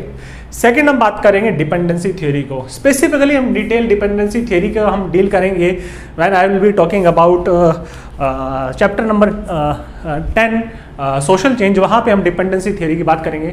तो dependency theory के जो prime और जो main proponent है ही is Andre Gunder Frank, right. See this Andre Gunder Frank he was the main proponent और pioneer of dependency theories, right. तो वो criticise करते हैं वेबर्स कंसेप्शन ऑफ कैपिटलिज्म को। वो बोलते हैं कैपिटलिज्म का राइज और उसको स्ट्रेंथन और उसको सपोर्ट किससे मिला है? कॉलोनियलिज्म से मिला है, राइट। अगर कॉलोनियलिज्म नहीं होता तो कैपिटलिज्म का राइज ही नहीं होता, राइट। तो जो स्ट्रेंथ जो कैपिटलिज्म गेन कर रहा है वो कॉलोनियलिज्म से गेन कर रहा है, राइट। तो बेसिकली वो क्या बात करते हैं? मेट्रोपोलिस और सैटेलाइट रिलेशनशिप की बात करते हैं, राइट। वो बोलते हैं कि ये जो वेस्टर्न यूरोपियन कंट्रीज हैं, राइट, वेस्टर्न यूरोप की जो कंट्रीज हैं जहां पे आप बोल रहे हो कैपिटलिज्म का राइज हुआ, ये कैसे राइज हुआ? वो बोलते हैं कि जैसे जैसे क्या है, industrial revolution was essentially fuelled by colonies, right, क्योंकि colonies were there, right. You colonise the country, right, तो एसेंशियली क्या है, you are using its raw material, right, or in turn you are getting ready market for the products of the industries that were there in these western European countries।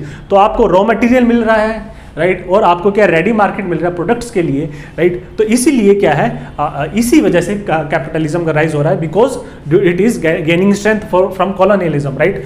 तो बोलते हैं कि इसका consequence क्या है?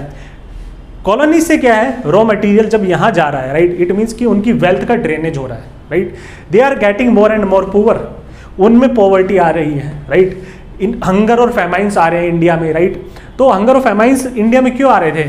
जब आपके जो मॉडरेट्स आए एंड दे स्टार्टेड एक्सप्लेनिंग कि how drain of wealth, Dadabhai Naoroji started explaining how drain of wealth was a consequence of British economical policies, right. उनकी जो पॉलिसीज ऐसी थी कि trade policy, commerce policies, excise policies ऐसी थी और कस्टम्स पॉलिसी ऐसी थी जिसकी वजह से क्या है, ड्रेन ऑफ वेल्थ हो रहा है फ्रॉम इंडिया, और ये जो वेल्थ जा रही है ये आपकी जा रही है ब्रिटेन में जा रही है, राइट। सो इंडिया में पॉवर्टी, हंगर और फैमाइन इसीलिए है, ड्रेनेज ऑफ वेल्थ इसलिए है क्योंकि ब्रिटेन प्रोस्परस है, और ब्रिटेन प्रोस्परस इसलिए है क्योंकि ब्रिटेन लार्ज स्केल पे इनके रॉ मटेरियल का एक्सप्लॉइटेशन कर रहा है, प्लस कोई लोकल इंडस्ट्रीज नहीं डेवलप होने दे रहा, बिकॉज यहाँ पे क्या है, इनको रेडी मार्केट फॉर प्रोडक्ट्स चाहिए, राइट। तो these countries are backward and underdeveloped. See इसी का हम कोरस्पॉन्डिंग व्यू देखते हैं कि these became developed, affluent and wealthy, right. So this was the metropolis, right. तो मेट्रोपोलिस सैटेलाइट, जैसे अर्थ की सैटेलाइट है moon, right. So moon serves earth, right. तो ऐसे ही क्या है, ब्रिटेन की जो सैटेलाइट कंट्री थी, ब्रिटेन मेट्रोपोलिस थी, और ब्रिटेन की जो सैटेलाइट कंट्री थी, राइट, एसेंशियली ये क्या आपका ज्योग्राफिकल कंसेप्ट से आया है, ब्रिटेन की जो सैटेलाइट कंट्री थी वो होगी इंडिया, राइट। तो जो इंडियन इकोनॉमी है, Indian economy is subservient to British economy, it serves the interest of the British economy, right, and that is why India is getting more and more poorer and Britain is developing, right. So India जब सोने की चिड़िया थी और वहां पे क्या है, 23% of the world trade was prior to British was enjoyed by India, right? So India was a major trade country और global interconnectivity थी और काफ़ी prosperous थी, सोने की चिड़िया बोला जाता था। उसके बाद क्या है, जब ब्रिटिश देश छोड़ के जाए तो we were left with nothing but poverty, illiteracy, right? Poverty and illiteracy, hunger, famine, right? So we became a very poor, so we transitioned from a very rich nation to a poor nation, because essentially India was a satellite. It was, Indian economy was serving the interest of the British economy. Indian economy was subservient to British economy, right? तो Britishers became developed affluent and western because they were exploiting India. तो यहाँ पे capitalism का rise इसलिए हो रहा है because यहाँ पे कॉलोनियलिज्म प्रमोट कर रहे हो, राइट। तो colonialism is feeding capitalism, right. So these countries, इनमें जो आप बोलते हो कि एक्विजिटिव इंस्टिंक्ट आया, दिस एक्विजिटिव इंस्टिंक्ट, ये money, this is not a virtue, rather it is a vice, it is driven by greed and exploitation, right। तो यहाँ पे अनलिमिटेड वेल्थ और प्रॉफिट जो आप बोल रहे हो अक्यूमुलेट हो रहा है कैपिटलिज्म के कारण, वो इसीलिए हो रहा है क्योंकि आप इनकी अनलिमिटेड एक्सप्लॉइटेशन कर रहे हो। सो दिस अनलिमिटेड वेल्थ और प्रॉफिट और expansionism of capitalism is linked with this unlimited exploitation और drainage of wealth of these satellite countries, right. तो यहां पे क्या है, मेट्रोपोलिस में प्रोस्पेरिटी इसलिए है बिकॉज सैटेलाइट में क्या है, पॉवर्टी है और डायरेक्ट लिंकेज है because you are exploiting these countries, right. तो बोलते हैं दिस डिपेंडेंसी थ्योरी से ऑन्ड्रे गुंडर फ्रैंक सेज कि development and under development are two sides of the same coin. One country is developed because for the same reason the other country that it is exploiting, it is underdeveloped, right। इनका कुछ inherent fault नहीं है। अगर inherent fault होता या innate abilities ऐसी होती कि जैसे वो पुअर हैं तो वो तो before colonialism, before they became a colony, they should have been poor, but rather when they were enjoying 23% of the world share, world's trade and commerce, global trade and commerce, right, it was an important center, important node or important hotspot of global trade and commerce, of global connectivity, right, and suddenly after British we became poor, there were large scale famines that were taking place in India। So why is it so? तो वो बोलते हैं because colonialism and capitalism are integrally linked with each other and this acquisitive instinct is not due to some moral activity, rather this is due to greed and exploitation, and they are this unlimited wealth is not due to this industrial activities, rather it is due to this unlimited exploitation of the these satellite countries by the metropolis, right। So essentially it is like a parasitical relationship, right। ठीक, तो वो अब हम देखेंगे जैसे decolonisation हुआ Asia and Africa का। Decolonisation हुआ क्यों? At the same time large number of countries they became independent, right. तो डीकोलोनाइजेशन हुआ क्यों? आप पढ़ोगे वर्ल्ड हिस्ट्री में, उसके पीछे स्पेसिफिकली यूएस का काफी ज्यादा बड़ा हाथ था। See after second world war Russia और यूएस इमर्ज होके आते हैं मेजर कंट्रीज, राइट। और उसमें क्या है, सेकेंड वर्ल्ड वॉर के बाद क्या है, यूरोप डिक्लाइन कर जाता है, राइट। तो US demanded because these countries, right, these countries they were exclusively reserved, their trade was exclusively reserved, their exploitation was exclusively reserved for the host country, for the metropolis. Only they could have engaged in trade relationships with these satellite countries. Now in order to curb this, USA said nothing doing, you do what you do is you decolonize these countries and let it be free trade, let everyone let all the countries trade with each other, right। So these restrictions that are there, you stop these restrictions। तो जो world trade organisation और जो gate उससे पहले था वो इसलिए क्यों डेवलप हुआ था इस टाइम पे, after decolonization, this is the main reason, right. So decolonization took place, लेकिन इसके बाद हुआ neo colonialism, right. A new form of colonialism developed. Although you are politically free, you are a politically independent country, right? But in real, your economy would still be subservient to the Western advanced developed countries, their economy, right? So यहाँ पे भी क्या है, your economy will be subservient. So this is the new form of colonialism. Political colonialism नहीं है, economic colonialism है, right? Even कुछ हद तक political colonialism है. I'll be talking about it, right? तो जब आप बोलते हो कि economy of underdeveloped and developing countries क्या है, दे आर स्टिल सब्जर्विएंट और driven by the requirements of advanced developed countries. तो when they talk about liberalisation, privatisation and globalisation, opening up of the economy, right, ताकि जो these global MNCs हैं they could enter, they could sell their products, they could gain the markets, right. Essentially I will be talking about कि capitalism का main reason raw material नहीं था, capitalism का सबसे main reason था market for products. ये I will be explaining it with the help of third points, right. Third point, तो your economy is still subservient, that is why you are talking about opening up of economy. Western advance countries क्या बात करती है कि these third world countries, under developed countries और developing countries, they should open up there economy.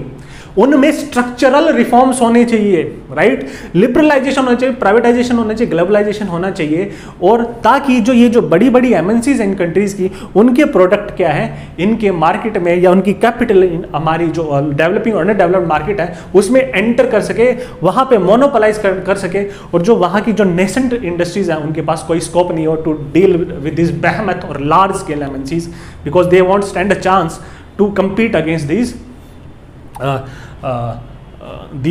big countries, right? तो अगर आप बोलते हो IMF और वर्ल्ड बैंक क्या है, these are global economic governance, यही करते हैं। Global economic decisions, global economic governance are driven by IMF and World Bank. And who control the IMF and World Bank? सबसे ज़्यादा डोमिनेंस और सीट किसके पास है? USA और western Europe. Western Europe essentially dominates IMF and USA dominates World Bank, right? तो ये जो बोलते हैं कि structural conditions, right, conditional reforms लेके आओ, उसी के बाद क्या हम आपको बेल आउट पैकेज देंगे, जैसे इंडिया के साथ हुआ था 1991 में, उसके बाद हमारी LPG पॉलिसी आई थी। Similarly same thing is going to happen with Sri Lanka now, right. तो ये क्या है? This essentially neo colonialism. You are free but you are still not economically free. Your economic policies still serves the need of these advanced economies, right? You're still subservient to it. This is called as neo-colonialism. और मैं आपको इसमें से you could also write Immanuel Wallerstein. Immanuel Wallerstein क्या बोलते हैं? He gives world system theory. बोलते हैं कैपिटलिज्म क्या है? It is a global system. It is not a specific national system, rather it is a global system. और global interconnectivity ऐसी है कि कुछ countries क्या है, they are being exploited, their economy is subservient to the economy of other countries, right? उसमें वो बात करते हैं कोर और पेरिफेरी की। तो हम चैप्टर 10 में specifically I will talking about Immanuel world system theory, right, जिसमें ग्लोबल कैपिटलिज्म की बात करते हैं। और global capitalism essentially an exploitative kind of system, right. और उसमें क्या है, जो कोर कंट्रीज हैं, right, these western European countries, these are the core countries, they exploit the periphery countries, that is the under developed countries, right. ठीक है। Third point that I'll be talking about is, no specific scholar is talking about it, but this is also one of the critique of Weber. See, there is a logical fallacy in his arguments. जो weber जो argument दे रहे हैं उसमें एक logical fallacy है, right.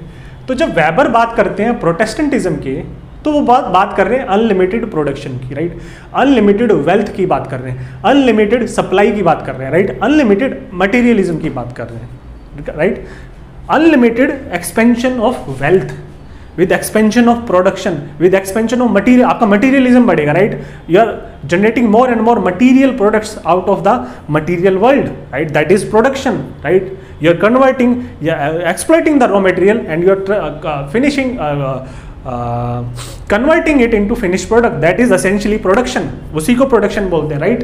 तो unlimited production है, unlimited supply है और मटीरियलिज्म है, that is one of the features. इसी की हेल्प से ही तो आप अनलिमिटेड वेल्थ और प्रॉफिट जनरेट करोगे, राइट।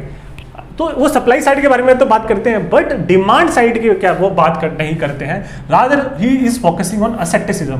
अगर आप असेप्टिसिज्म और रेनंसिएशन पे फोकस कर रहे हो तो आप क्या है, he is essentially against hedonism and consumerism. वो बोलते हैं ना कि लैविश लाइफस्टाइल नहीं जीना है, राइट, कंज्यूमरिज्म नहीं होना चाहिए, कंजम्पशन बेस्ड नहीं होना चाहिए, राइट। तो डिमांड कहाँ से जनरेट होगी? ये जो सप्लाई है अनलिमिटेड, इसके लिए आपको अनलिमिटेड डिमांड्स भी तो चाहिए। तो कैपिटलिज्म में क्या है, प्रोडक्शन और consumption, materialism and consumerism, supply and demand, they are two sides of the same coin, they are complementary to each other.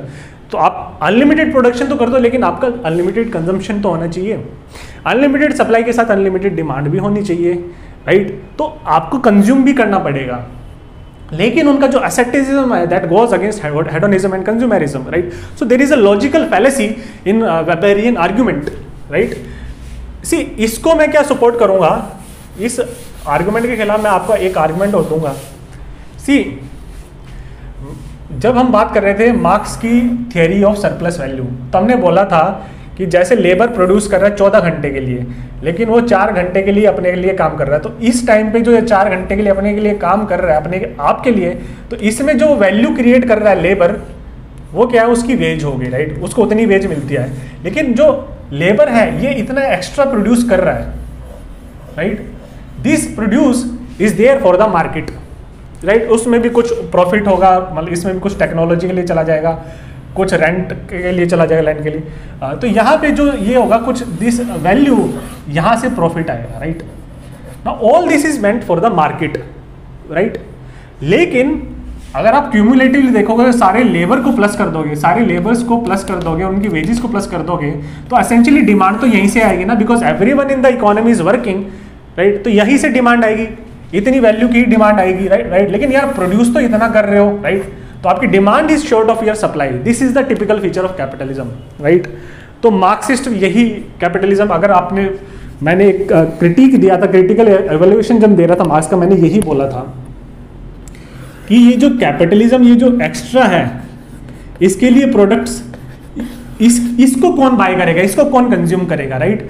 तो कैपिटलिज्म की वजह से कॉलोनियलिज्म इसलिए आया था, ये जो एक्स्ट्रा है ना, इसके लिए आपको प्रोडक्ट्स चाहिए, बिकॉज लोकल इकोनॉमी है, लोकल वर्कर्स तो इसको कंज्यूम नहीं कर सकते, बिकॉज उनकी वेजेस लिमिटेड है, इतनी वेल्थ को और इतनी वैल्यू को कंज्यूम नहीं कर सकते, तो आपको प्रोडक्ट्स के लिए मार्केट चाहिए। इसलिए आपको क्या डेवलप करना पड़ता है, वर्ल्ड मार्केट। तो इसीलिए पहले कॉलोनियलिज्म हुआ था, आपने अपना वर्ल्ड मार्केट कैप्चर कर लिया, तो मेन रॉ मटेरियल नहीं था, मेन जो मुद्दा था, और क्यों वो कॉलोनियलिज्म कर रहे थे, कैपिटलिज्म की वजह से कॉलोनियलिज्म क्यों हो रहा था, क्योंकि आपको ये जो है एक्स्ट्रा वेल्थ और ये जो एक्स्ट्रा वैल्यू जनरेट कर रहे हो, इसके लिए आपको बायर्स चाहिए, बिकॉज आपके लोकल बायर्स हैं जिनकी लिमिटेड, अगर इनको प्लस भी कर दो क्यूमुलेटिवली लार्ज स्केल पे देखोगे, तो वो इतनी ही वैल्यू के क्यूमुलेटिवली प्रोडक्ट्स परचेज कर सकते हैं। तो ये जो है एक्स्ट्रा प्रॉफिट के लिए, इसको आपको क्या चाहिए, वर्ल्ड मार्केट चाहिए। और इसी वजह से पहले क्या हुआ था, वर्ल्ड लेवल पे क्या होता, कॉलोनियलिज्म स्टार्ट हुआ था, और कंटेम्परेरी लेवल पे क्या है, नियो कॉलोनियलिज्म स्टार्ट हो रहा है। और उसी में क्या है, WTO क्या बोलता है, फ्री और fair trade, open up your economy. Why is this so, because these dominant world countries और developed countries, they could sell their products, these extra products, right. See, now I'll be talking two very important scholars, right? Werner Sombart and R.H. Tawney. These are the two main critics of Weber's theory of capitalism, right? I'll be talking about these specific scholars now, right? See, now I'll be concluding this lecture, and I'll be talking about the two most important critiques of Weber's Protestant ethics theory and its linkage to capitalism, right? These are the two prominent critics of Protestant ethics theory. So you should not forget to include these scholars if a question comes pertaining to the critical evaluation or critical analysis of Protestant ethics theory of Weber, right? These are two main important scholars. And why are they important? See, Werner Sombart, why is he important? See, he was a political economist and he was a contemporary of Weber, right? He was a German, he was a contemporary of Weber, and he lived in the times in which Weber lived.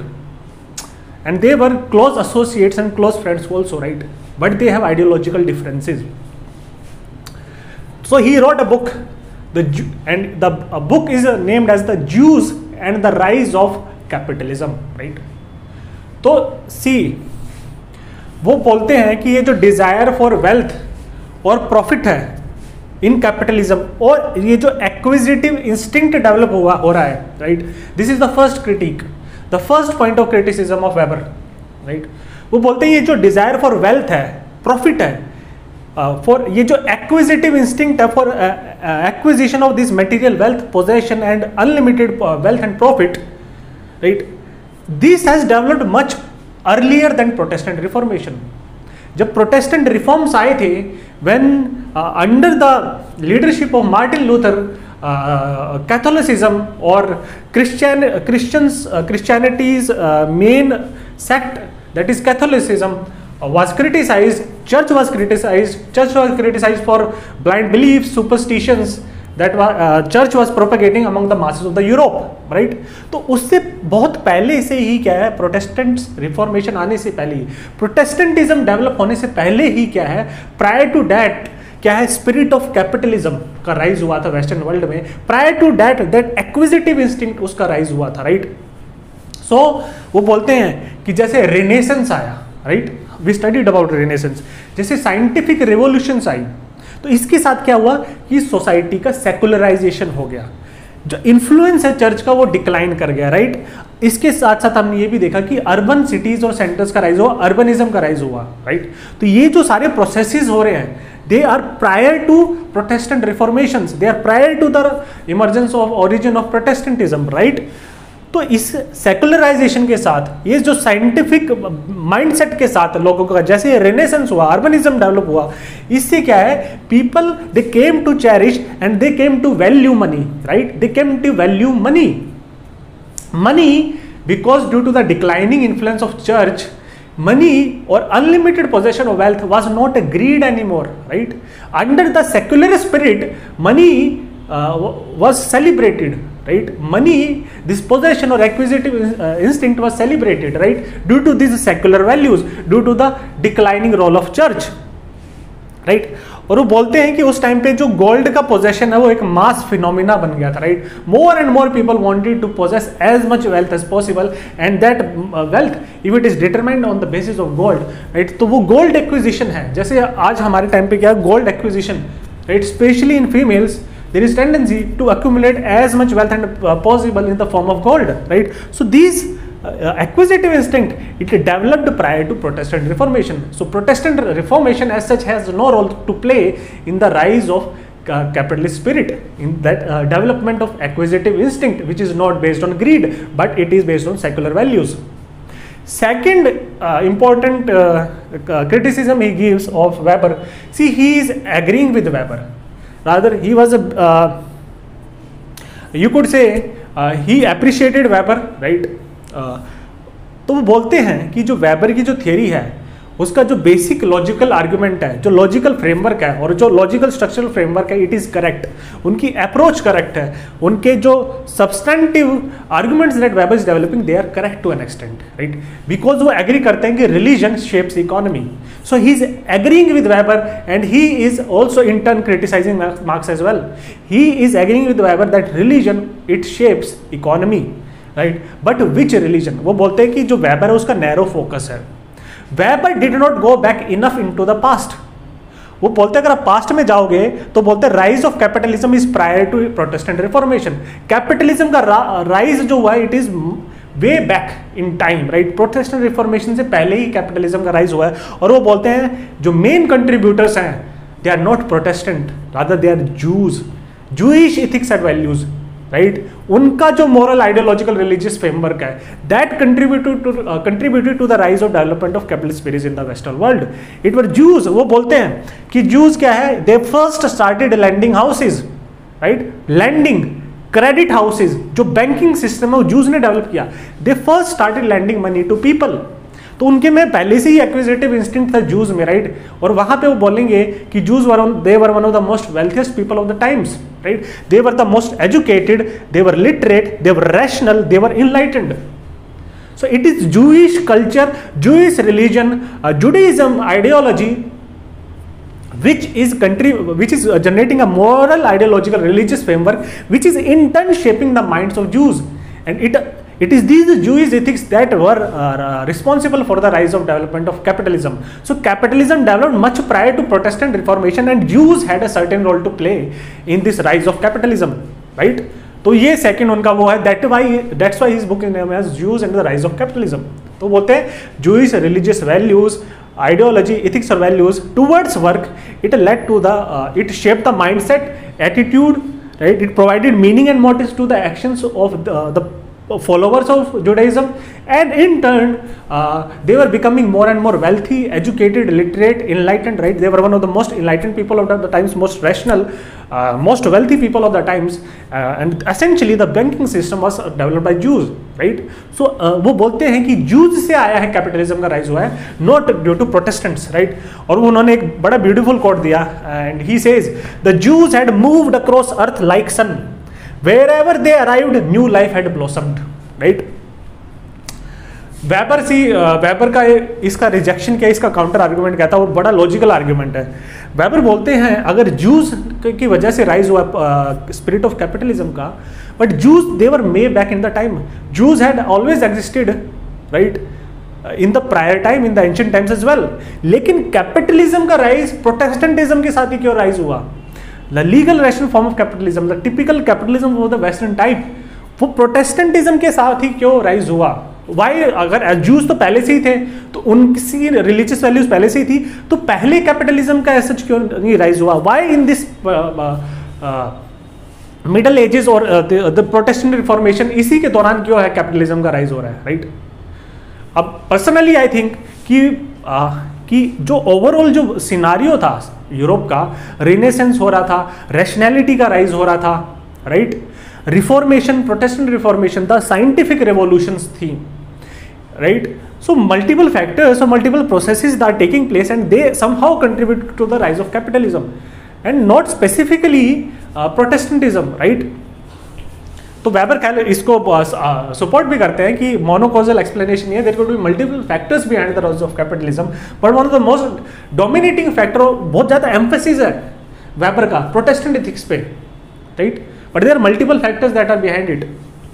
Second is another important critique is R.H. Tawney. See, R.H. Tawney क्या था? He was an economist historian and he wrote a book Religion and the Rise of Capitalism. Again he's linking religion with capitalism, right? तो ये criticism बोलते हैं, वो बोलते हैं कि Weber is attributing the rise of capitalism to a false source. जो capitalism के राइज के पीछे का जो सोर्स है और जो कोज है वो प्रोटेस्टेंट इथिक्स नहीं है राइट। वो बोलते हैं कि there was plenty of capitalist spirit in the 15th century Venice and Florence right, even before protestant reformation. हमने देखा था, आप देखोगे मेडिवल हिस्ट्री भी पढ़ोगे तो जी जो इटली की ये जो स्पेसिफिक ये जो सिटी स्टेट्स थी, वेनिस, फ्लोरेंस, ये क्या था? एक हॉटस्पॉट था right of trade and commerce. यहाँ पे वेल्दी मर्चेंट्स थे राइट। तो एसेंशियली क्या होता था, जो प्रोडक्ट्स आते थे आपके चाइना से और साउथ ईस्ट एशिया से और इंडिया से, एसेंशियली अरब मर्चेंट्स क्या है उनको लेके जाते थे right. Ultimately these products were they being transshipped, they were being hand picked by these, they were the intermediaries, these Venice and Florence based merchants, and they ultimately they distributed or transported these products across the entire Europe, and being an intermediary उनको they earned a lot right। तो these centers क्या थी? जो Venice और Florence थे Italy में, they became the great commercial financial centers of that age। और ये जो मर्चेंट्स थे, वेल्थी मर्चेंट्स थे, तो वो बोलते हैं कि इनके अंदर क्या था? वो एक्विजिटिव इंस्टिंक्ट था, वो कैपिटलिस्ट स्पिरिट था राइट। तो वो बोलते हैं कि these merchants they were Catholic merchants, तो इनके अंदर एक्विजिटिव इंस्टिंक्ट, ट्रेड एंड कॉमर्स का स्पिरिट था, स्पिरिट ऑफ मेकिंग मनी था। तो एसेंशियली कैपिटलिस्ट स्पिरिट का राइज तो पहले से ही हो गया है। तो उनका पहला क्रिटिसिज्म ये है। सी इसको काउंटर करते हुए मैं ये बोलूँगा, वेबर इज सेइंग कि जो कैपिटलिज्म है, is talking about legal rational form of capitalism, he is not denouncing other forms of capitalism. वो बोलते हैं कैपिटलिज्म की इनफाइनाइट रियलिटी है, कैपिटलिज्म की वेरियस वैरायटी और फॉर्म्स हैं, और basically this type of capitalism Weber says this is adventurist kind of capitalism right, जिसमें ट्रेड, बिकॉज उस टाइम पे काफ़ी ट्रेड में क्या है, काफ़ी रिस्क चाहिए होता था, एडवेंचर था काफ़ी, बिकॉज क्या है उस टाइम पे स्टेबिलिटी नहीं थी, सिक्योरिटी नहीं थी, सेफ्टी नहीं थी, trade right, there were various safety and security concerns. तो बोलते this is adventuristic form of capitalism, this is not the legal rational form of capitalism. तो this is again, if Weber would have countered this, he would have countered with this, I am not talking about this form of capitalism. ऐसे अगर हम देखा जाए तो ancient Indian society में भी trade and commerce था, वेल्दी मर्चेंट्स थे, अरब मर्चेंट्स थे राइट, और भी अलग अलग टाइप की ऑर्गेनाइजेशन थी मर्चेंट्स की, गिल्ड्स बने हुए थे, और चाइनीज सोसाइटी में भी बहुत वेल्दी मर्चेंट्स थे। तो वहां पे भी capitalist spirit in the other, these are different forms of capitalism right, and I am talking about rational legal form of capitalism wherein the work acquisitive instinct is one such thing, और ये जो acquisitive instinct है, this is not driven by greed, this was driven by greed, this acquisitive instinct is driven by a moral ideological framework, because earning money you are servicing God, because through your calling you are earning money, and through your calling or occupation you are gaining salvation right? And through that salvation you are getting more and more closer to God. So this money earning or making profit is more of a religious activity. So I am talking about a specific form or feature of capitalism. I am talking about rational organization of work, standardization of work, special operating procedures, specialization of work, industrial bureaucracy. This was not there in those forms of capitalism.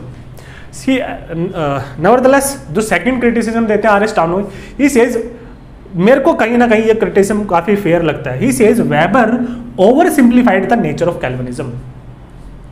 See, हमने देखा था कि Calvinism का weber ने ideal type बनाया. This Calvinism is a infinite reality. Calvinism के अंदर भी बहुत सारे सेक्ट्स हैं और मल्टीपल डॉक्ट्रिन्स हैं, मल्टीपल प्रिंसिपल्स हैं और मल्टीपल स्टैंडिंग्स हैं, राइट, मल्टीपल आइडियोलॉजीज और व्यूज हैं. और वेबर वो बोलते हैं, weber hand picked certain features of Calvinism और उसका आइडियल टाइप बनाया. तो बोलते हैं कि आइडियल टाइप ये जो कंस्ट्रक्ट कर रहे हैं ideal weber, he specifically picking up those elements of ideal type in order to fit into his broad theory of linking Protestant ethics with capitalism. He is picking and choosing certain elements, that one-sided accentuation that he is doing of ideal type, he is deliberately picking up those elements and linking it to capitalism. वो बोलते हैं कि the many sects and variations within capitalism, right? So he is constructing and designing an ideal type in a certain manner so as to fit into his theory. This infinite reality, multiple features, multiple sects of capitalism are there, multiple principles are there, but he is handpicking certain principles so as to justify or fit into his theory. So he is not value neutral, rather he is driven by values, right? He is driven by certain agenda, and that agenda is being fit into his theory, right? So these were the multiple forms of capitalism. Multiple critiques of capitalism. So this topic is over. In the next lecture, I'll be talking about, I'll be uploading it tomorrow, right? Power, authority and domination, and thereafter I'll be talking about bureaucracy. So in these next two lectures हमारा weber खत्म हो जाएगा, right? I'll be also uploading a very short 15-minute video of value neutrality and value relevance that Weber was focusing on, right?